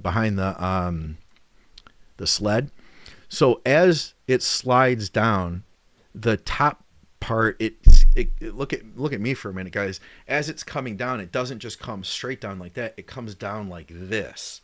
So it kind of scoops. It's interesting. You keep your feet really low. It's a different feeling. If you're expecting it to be a normal leg press, you're going to be sorely disappointed. It took me like 6 months to figure it out.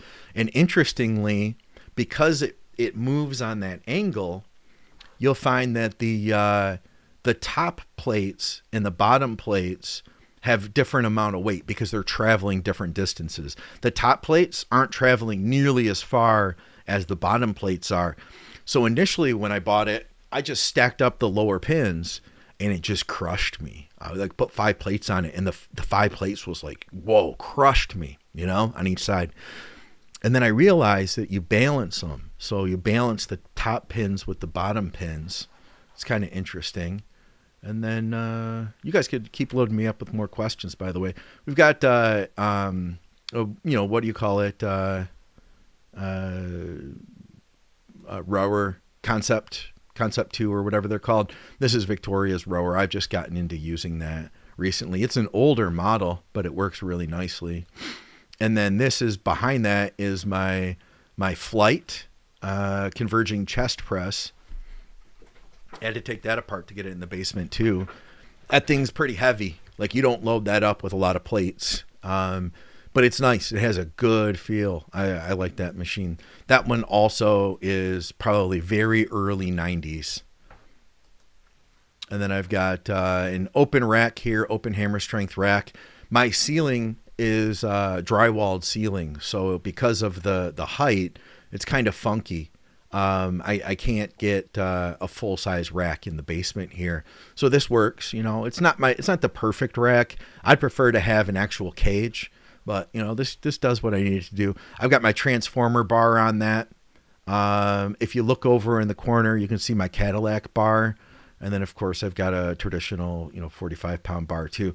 We've got some kettlebells laying around there, bands everywhere. Like I said, it's a mess. Chains laying on the floor there. It's a mess right now. If I would have thought about doing this, I would have cleaned it up a little bit.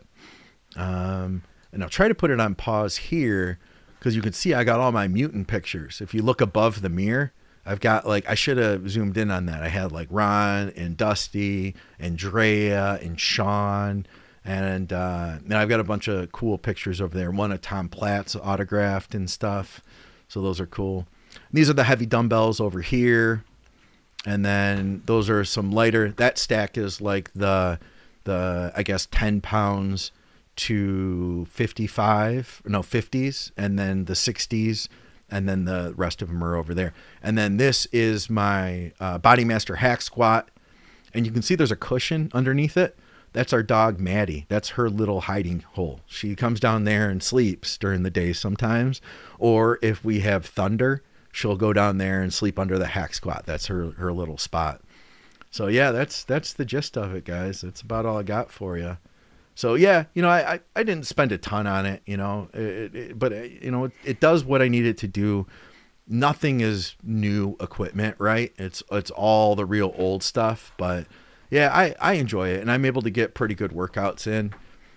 I could probably get good workouts in with even less. I love having the dumbbells. I do a lot of dumbbell work. Dumbbells, I do more dumbbell stuff than barbell stuff. So I use barbell a little bit, but I do a lot more work with dumbbells than with barbells. So anyway, yeah. What should we say about Scott while he isn't here?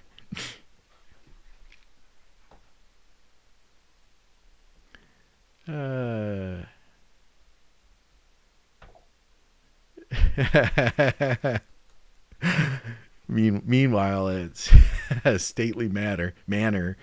Bruce Wayne films his home gym for the fans. Oh, I'm telling you, if I could have my way, I would have a bat cave, for real. It kind of is. The basement is my bat cave. I mean, he's sitting in here in the studio now, and then all of that was literally right outside the door here. And then to go upstairs, I just walk through the gym and go upstairs. We have a little laundry room off of the gym too. So there's my studio, there's the gym, there's the laundry room. But yeah, this is my domain that I spend most of my time down here working and hanging out with you guys. All right. What's your personal favorite form of cardio? Solo cardio, to be specific. I like the treadmill, I'll be honest. But I'm getting into that Concept 2 rower now. It's a freaking challenge. And but just standard slow steady state cardio. I'm getting my heart rate up a little bit higher. I'm allowing it to get up to, it depends. If I'm post workout cardio, my heart rate's already elevated from training, so it's easier to keep it up. I might keep it up around 130, 140, and I might do an hour of cardio like that, believe it or not. And it feels good, and it's pushing my endurance, pushing my lungs. So I like it.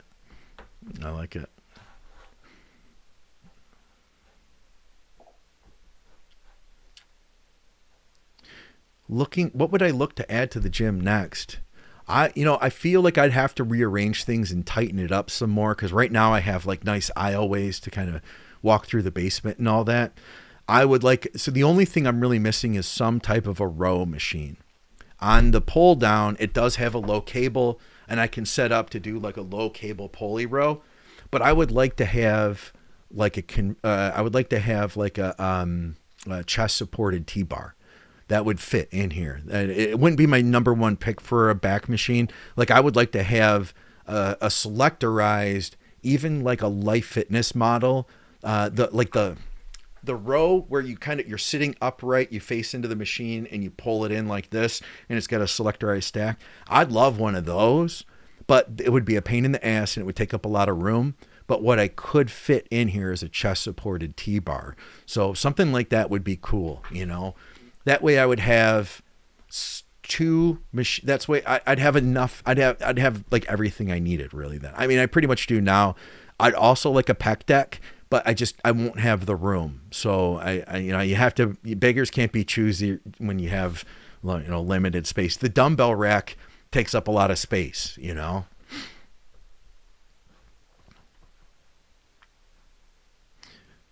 KS Barry says that the rower and assault bike are their favorites because they are such a challenge. Yeah, man.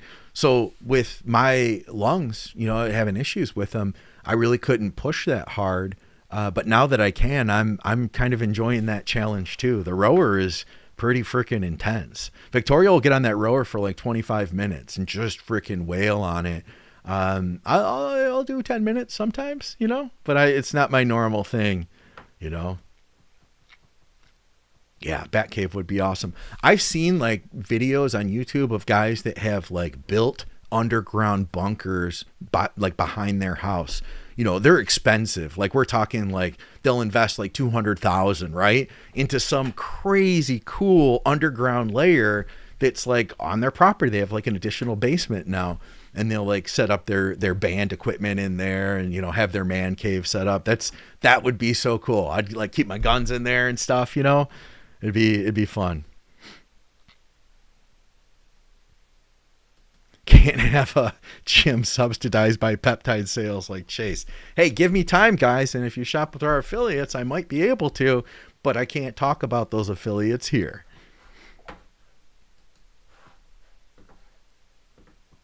All right. Jennifer is on her way to film her next hardcore set of the week. So listen, Jennifer, you can't win 2 weeks in a row. That said, if you get a good hardcore set, we'll still play it. And if it's a different exercise, you might be able to win. So we'll see about that. I'm recording with the guys on Wednesday, so we'll be doing that live too on the Think Big Live channel if you guys want to tune in.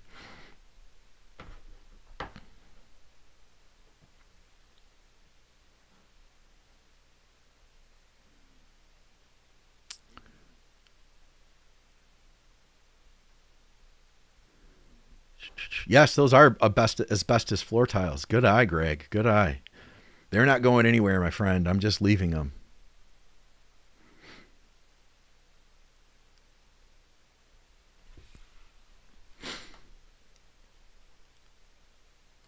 Ooh, favorite fruit to add to meals. So I don't add a lot of fruit to meals, but I do split an apple. We get like the large apples, and we'll split one of those every night.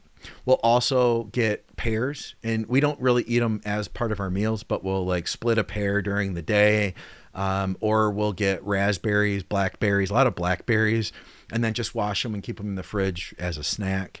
So, but I don't have like a specific like meal one, I'm eating a cup of berries type thing.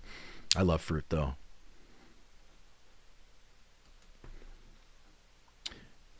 What do you think of SARMs pro hormones? Are they worth taking at all? It depends what we're talking about. In general, though, I would say no. I would say that, it is MK. You guys tell me, is MK, Carterine, GW501516, is that considered a SARM?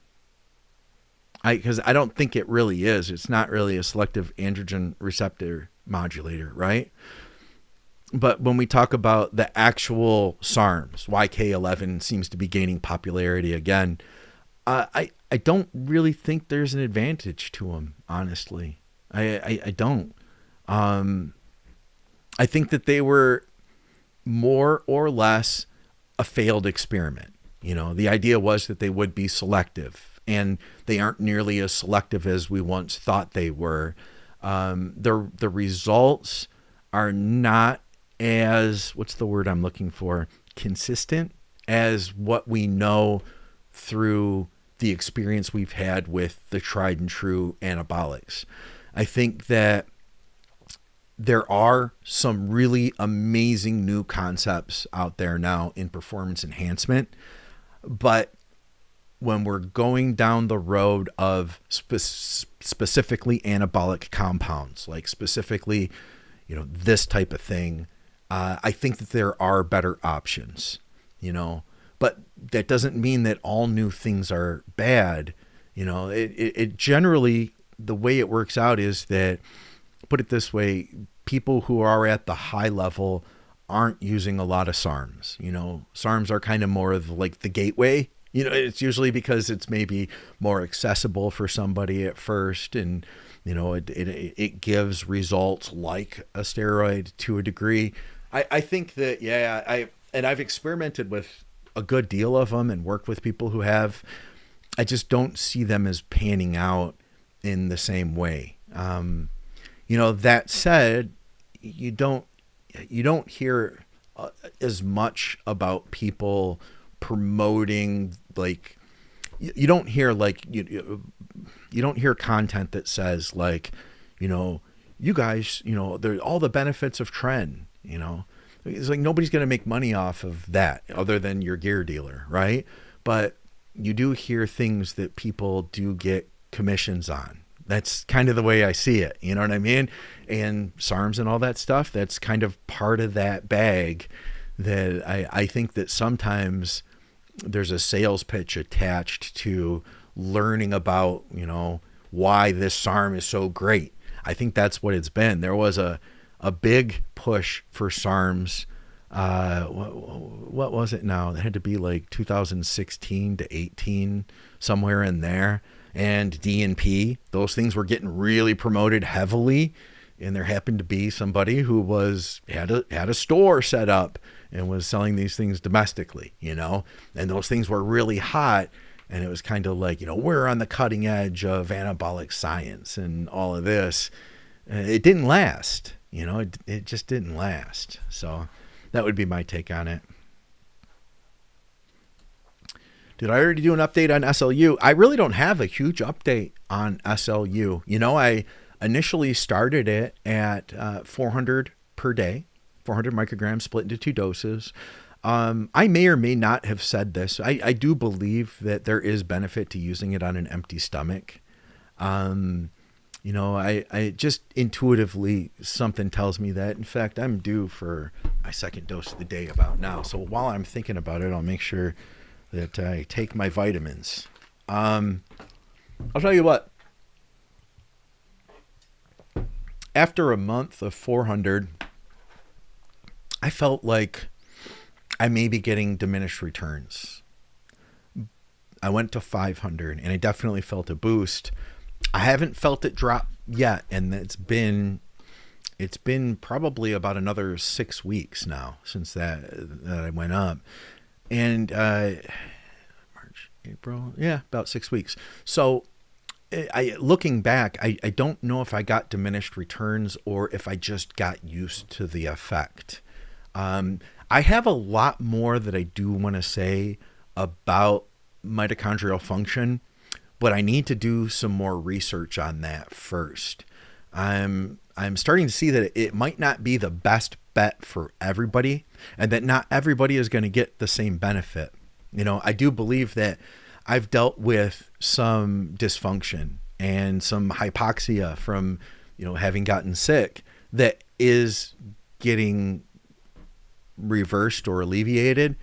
But for people that don't necessarily have those issues, some of these things might not necessarily be as beneficial.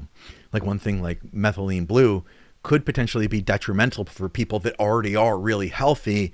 I've got some stuff on this. I need to do some more research before I can talk about it. But it's I'm starting to see, though, and I've always suspected this, that that like boosting our mitochondria, like we all say like, yeah, I want more of that, but were you missing that to begin with? You know, I don't know. And I'll get more into that later. And I am, part of this stems too from seeing some people getting like an amazing effect from these mitochondrial enhancers, and other people like not really noticing anything from them. You know, it's rare that people don't notice anything, but there is definitely variation in how much they notice. You take somebody like me, I'm at that extreme end where it's like sunshine and rainbows. And then there's other people that say, you know what? I notice that I have a little bit more endurance when I do cardio, and that's it, you know? So there is variation in the response that we have. So yeah.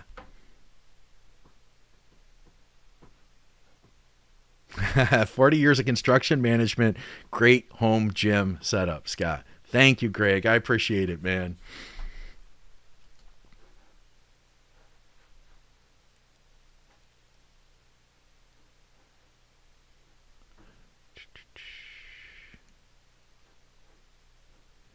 What else do we have here? Did I miss some stuff? Because I'm seeing a conversation here that I'm not sure where that started.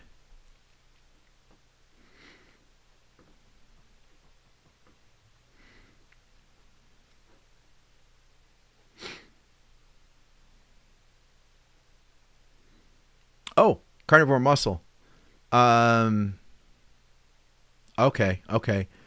Endosarm. It's a PPAR agonist. So you're right, Scott. I guess it's an exercise mimetic. Okay, that being GW or cardarine, GW501516.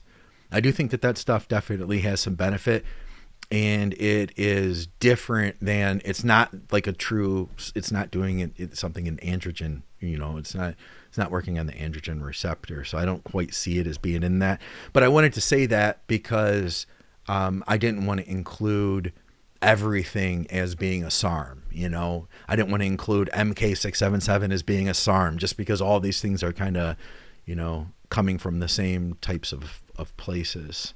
Have I tried NAC on the lungs? Yeah, you know, I hadn't really noticed a big difference with it, but I definitely am a big fan for sure.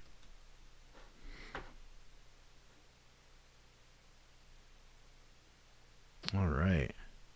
I think I had one other question here from the, what was this? From Instagram. Let's see if I can pull this one up, because it was kind of a fun one. And then maybe we'll leave the day on that if you guys don't have any other questions or topics.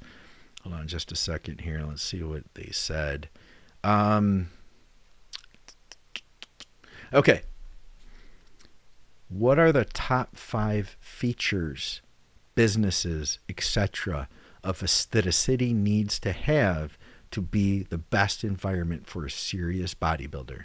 Good gym is obvious, so you can't count that.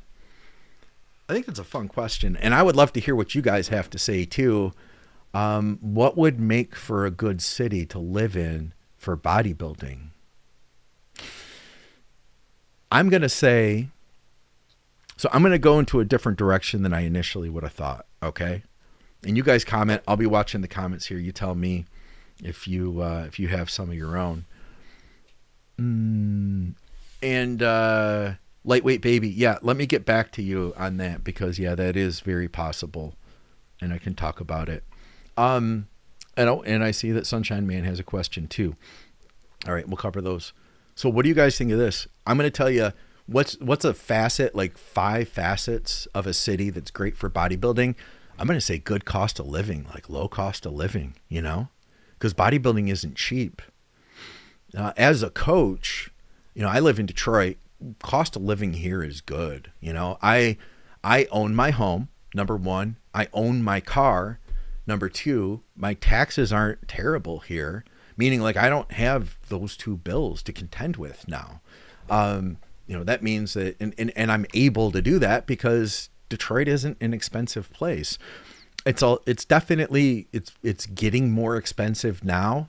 But it's an easier place to live versus like if you're trying to live in Los Angeles, you know, if you're living, like I have a friend who was in Santa Monica, and she was spending so much in rent each month that it's hard, you know, and then a gym membership in Santa Monica is going to be like 3 times the price of, you know, Metro Detroit.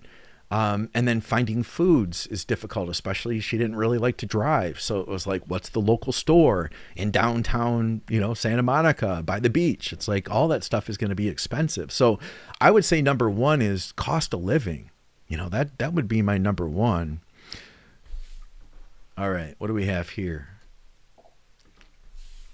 Bodybuilding city needs great weather, outdoor parks, good food, cuisine, holistic health services. Yeah, I think all those things would be good. I like good energy from a town, you know? But you know what though? Here in Detroit, it gets cold as hell in the winter, right? But I always kind of looked at it as like grow season, where like I don't need to go outside. I just need to get in the gym and lift. It can be anything it wants outside. I'm a freaking furnace because I'm on like 1.5 grams of gear, and I'm, you know, 30 pounds heavier right now because it's off season. I've got a big old flannel and sweats on, and, you know, I'm just going to stay in the gym and just, I don't need to be distracted by a nice town. I just need to freaking lift weights and get big. That was my mindset at one point, you know? Yeah. Yeah, so I'll say that. Gosh, I'm trying to think. I'm not going to give them 5. I think that Rise 41 did a great job. But I'll try to think of one more. I said cost of living. You know, good gyms was already mentioned. I think cost of living kind of covers the food thing. I guess that's all you really need. Isn't like you don't need much. Like I guess like I mean, Rise 41 said like outdoor parks. You don't really need outdoor parks to be a good bodybuilder. It's nice, like it makes for a nice low stress lifestyle, I suppose. You know what? I think a good blue collar town is good for bodybuilding. Like blue collar people, they're just hard workers. There's no excuses. There's a little more roughness. I think that a little bit of a rougher place where you need to protect yourself from the outside world. That you're going to grow some more muscle. You'll probably be more stressed that way. Low stress. Okay. How about that one? Low stress. Wherever you can live, that's not going to be stressful, you know? That's another aspect too of cost of living. But like, man, if I was like living in, and it's just me personally, I couldn't handle like living in New York City with like all the cars and the sounds and the traffic and the people. Like I'm not used to that. Maybe I would get used to it, you know, but I like calmness, you know? So I'd say that. I'd say low stress. What do we have here? Where I live, all gyms are 24/7 access except the Y, and it's largely blue collar. Yeah. Okay. Yeah. And Jack is right. It needs to be somewhere in England. Yes. I agree with that 100%. When's the next podcast with Kuba? It's coming out this week, my friend. So stay tuned. All right. What were these 2 questions we had up here? So, yeah, Detroit winter would kill me. I'm a tropical person. Bonus, you can show off your muscles at the beach year round. Okay, yeah, fair enough. I appreciate that, man. Oh, yeah, parks for your fasted cardio. That is a great idea. You know what? I never worked with somebody who lived by the mountains who actually like went out and climbed or like did hiking. But I always thought it would be cool if there was like a little hill, a mountain hike that would take like 30 minutes to do. I would love to say like for my cardio, you know, I'm going to walk the hill 1 time. Okay.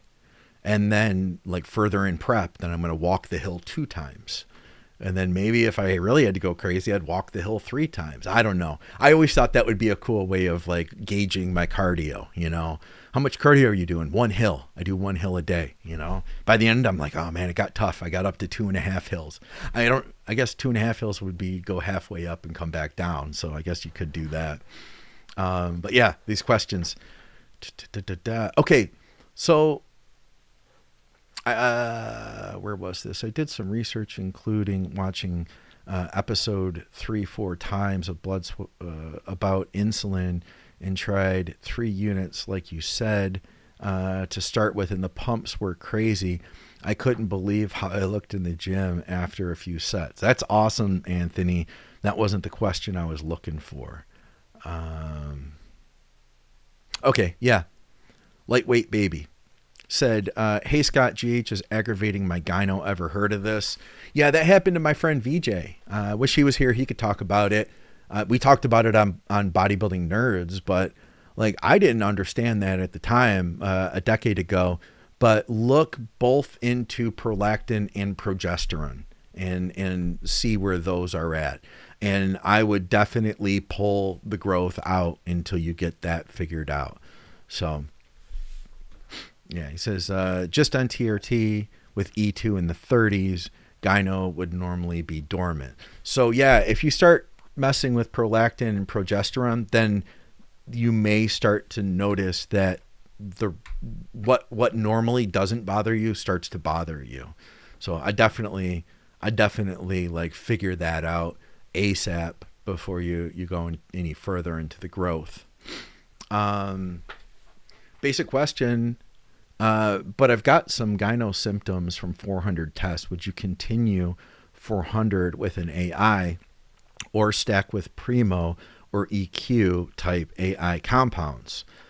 Really, I think you could go either direction. And this actually reminds me, I spoke to a former client today who was told by a TRT clinic that they don't prescribe AIs, that for anything under 250 milligrams a test, that, you know, they deem it, this place, it's in that mindset of demonizing AIs, that they're this terrible thing. Well, they basically told him, like, you can't get gyno from that. And now he's got gyno. So he took it upon himself to like get on tamoxifen and now asked me what to do. But yeah, I think that there's been a big backlash against AIs. I mean, you've got a couple options here, my friend. You know, you're already on 400 milligrams a test. I guess I would say this, you know, what's so getting on an AI, right? There's going to be a cost to that, right? That AI is not going to, depending on what you use, maybe you use Aromacin, that might be a little bit of a more gentle approach than a Arimidex. Lately, I feel like everybody says, no, you don't want to take an AI. Like, stay away from an AI. Instead, you take 400 Primo to counter that. Well, what if this is Sunshine Man's first cycle and he doesn't want to run nearly a gram of gear? You know, he probably does. We all do. But you know what I'm saying? Cost to benefit, a small amount of Aromacin versus doubling the amount of anabolics you're using. You know, I think you got to weigh that out for yourself, you know, and look at what your goals are. But I don't see harm in, if we are going to push our testosterone up into a super physiological level, that we also maybe want to use a compound to control the estrogen, to be, you know, we don't want that to be so high that we're getting issues from it. You could run high estrogen, that's not a problem. But if it's high estrogen to the point where it's causing you issues, then, you know, which at 400 milligrams a test, I would suspect at some point that, you know, you may experience an issue. You know, if you wanted to be really careful with how you handled it, you could keep some Nolvadex on hand. And if you started to get any sensitivity, pop the Nolvadex. That's going to obviously then like bind up to the receptors and block any gyno from further happening. And then from there, you can figure out what your estrogen levels are. You know, I mean, generally I do this. Usually whatever we're doing, AI or no AI, generally if I don't know somebody, we might not start an AI, or we might start a low dose of an AI out the gate with 400 tests. And 3 weeks into the cycle, I would definitely get my estrogen checked. 3, maybe 4, and see where that's at.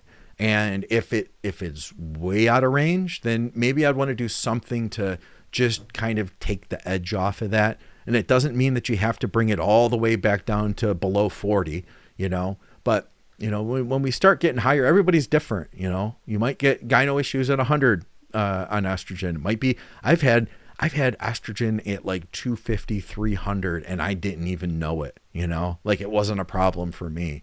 For somebody else, that might be a complete disaster. So, I think it depends on how you respond. Everybody aromatizes different. Everybody also clears estrogen differently. We always think about us, how much are we aromatizing? We don't always think about, well, how quickly are we clearing it? Because if you're good, if your liver's healthy and you're properly clearing estrogen out of your system, you may not have too much of it pool up, versus if you're a little bit sluggish, you might retain more estrogen, and that will then begin to pool up over time and eventually cause some type of an issue. So, there are natural options you can use, like calcium deglucarate.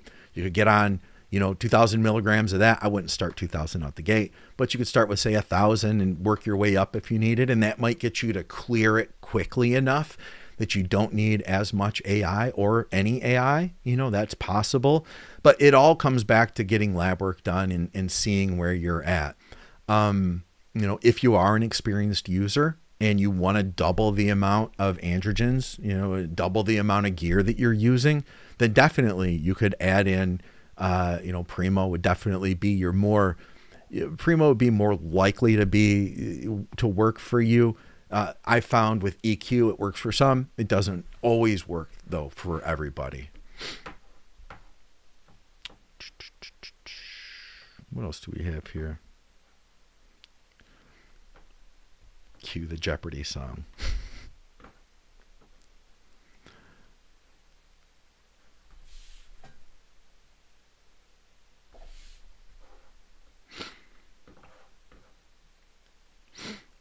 I would look more if I would look more into potentially looking at prolactin and seeing what you could do with that. But I definitely would still check progesterone, check prolactin, and just to kind of cover all your bases and see where you're at. We've got somebody who just started calcium deglucarate. How much are you taking, and have you done any lab work since you started it?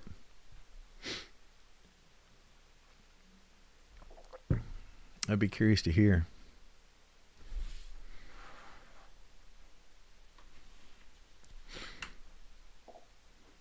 Yeah, man, it's my pleasure to help, dude. And listen, like I said, man, get your labs done. You can go over to, I have no affiliation with Merrick, but for like $10, you can get your estrogen checked at Merrick. I don't think that's ultra sensitive, but you should do all right without an ultra sensitive test for the situation.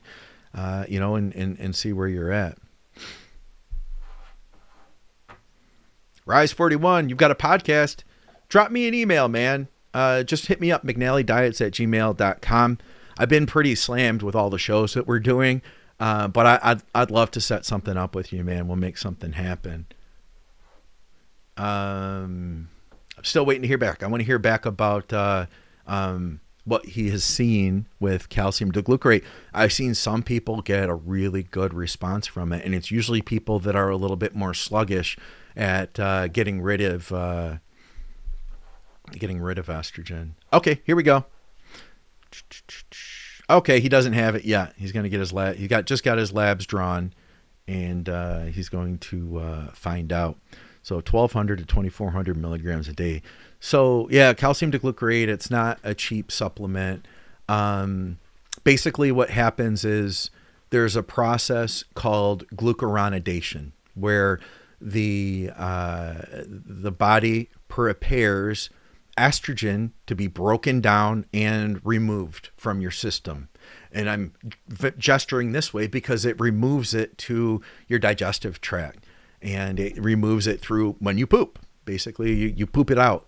If that said, that's important for us to not get constipated, because if you're constipated and you have a bunch of these waste estrogens in your waist, they will eventually begin to reabsorb back into your bloodstream. And now they're not only estrogen, but they're like an unhealthy form of waste estrogen that was prepared to be eliminated.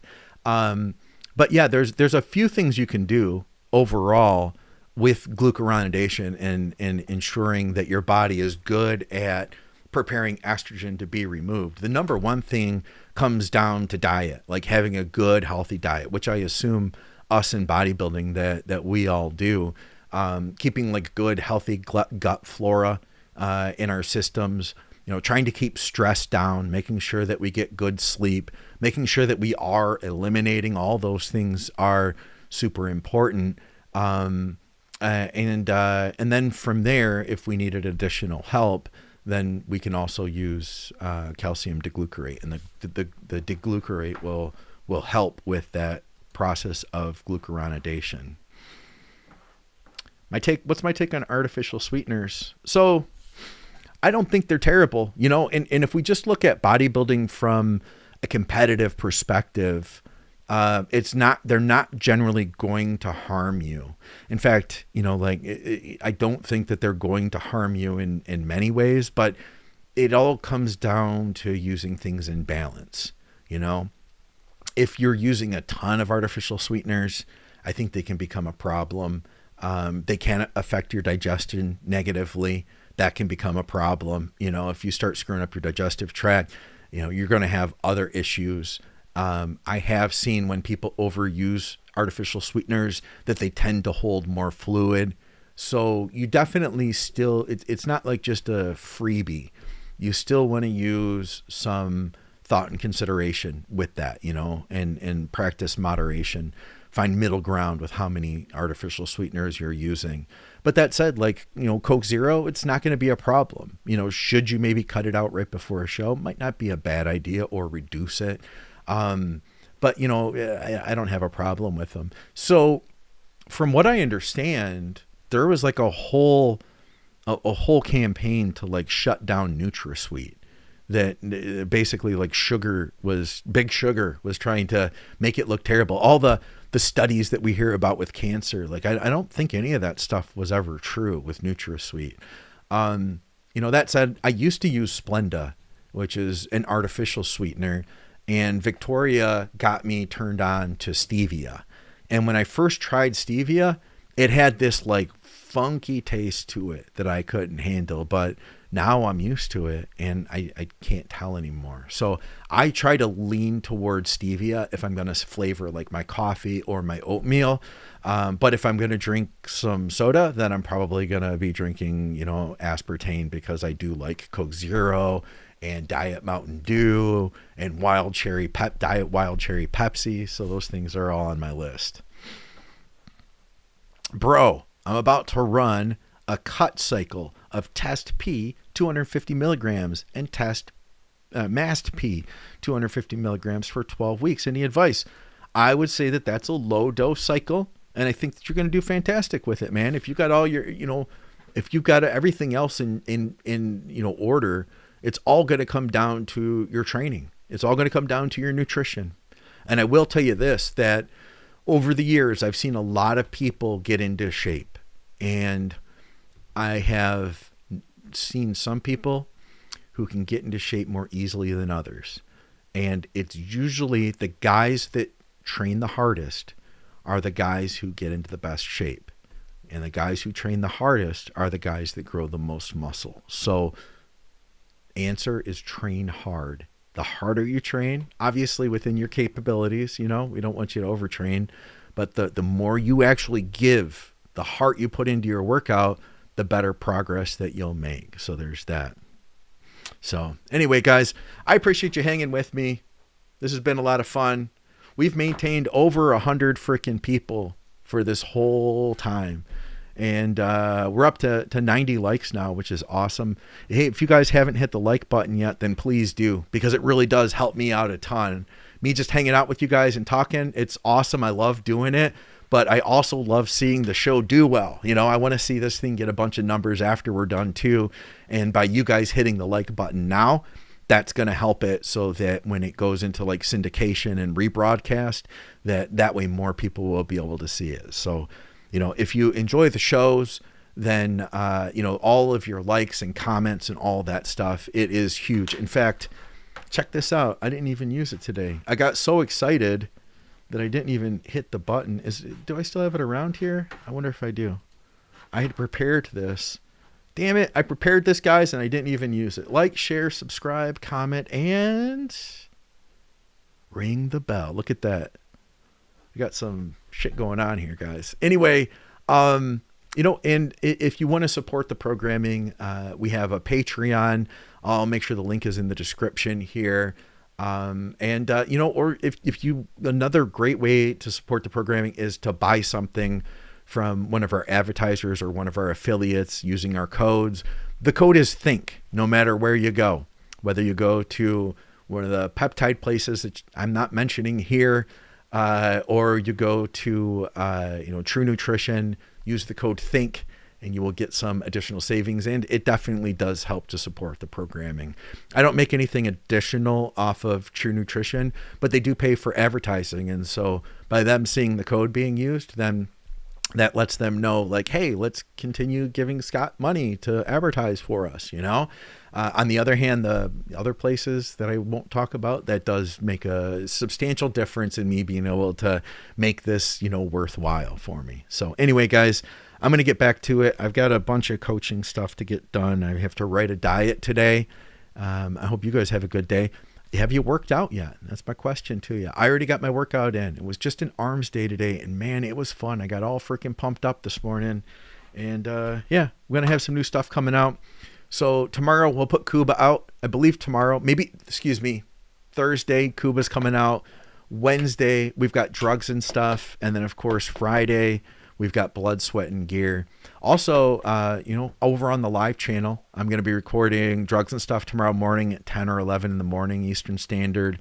And Wednesday at about 6 p.m., we'll be recording 2 episodes of blood, sweat, and gear. And yes, the code is THINK. No matter where you go, to True Nutrition or Parabolic or Amino, we won't mention those, anything else. Just say that. Thank you guys. You guys are freaking awesome. And yeah, thank you for hanging with me. I really appreciate it. Hope you all have a good rest of your day. And let's definitely do this again soon.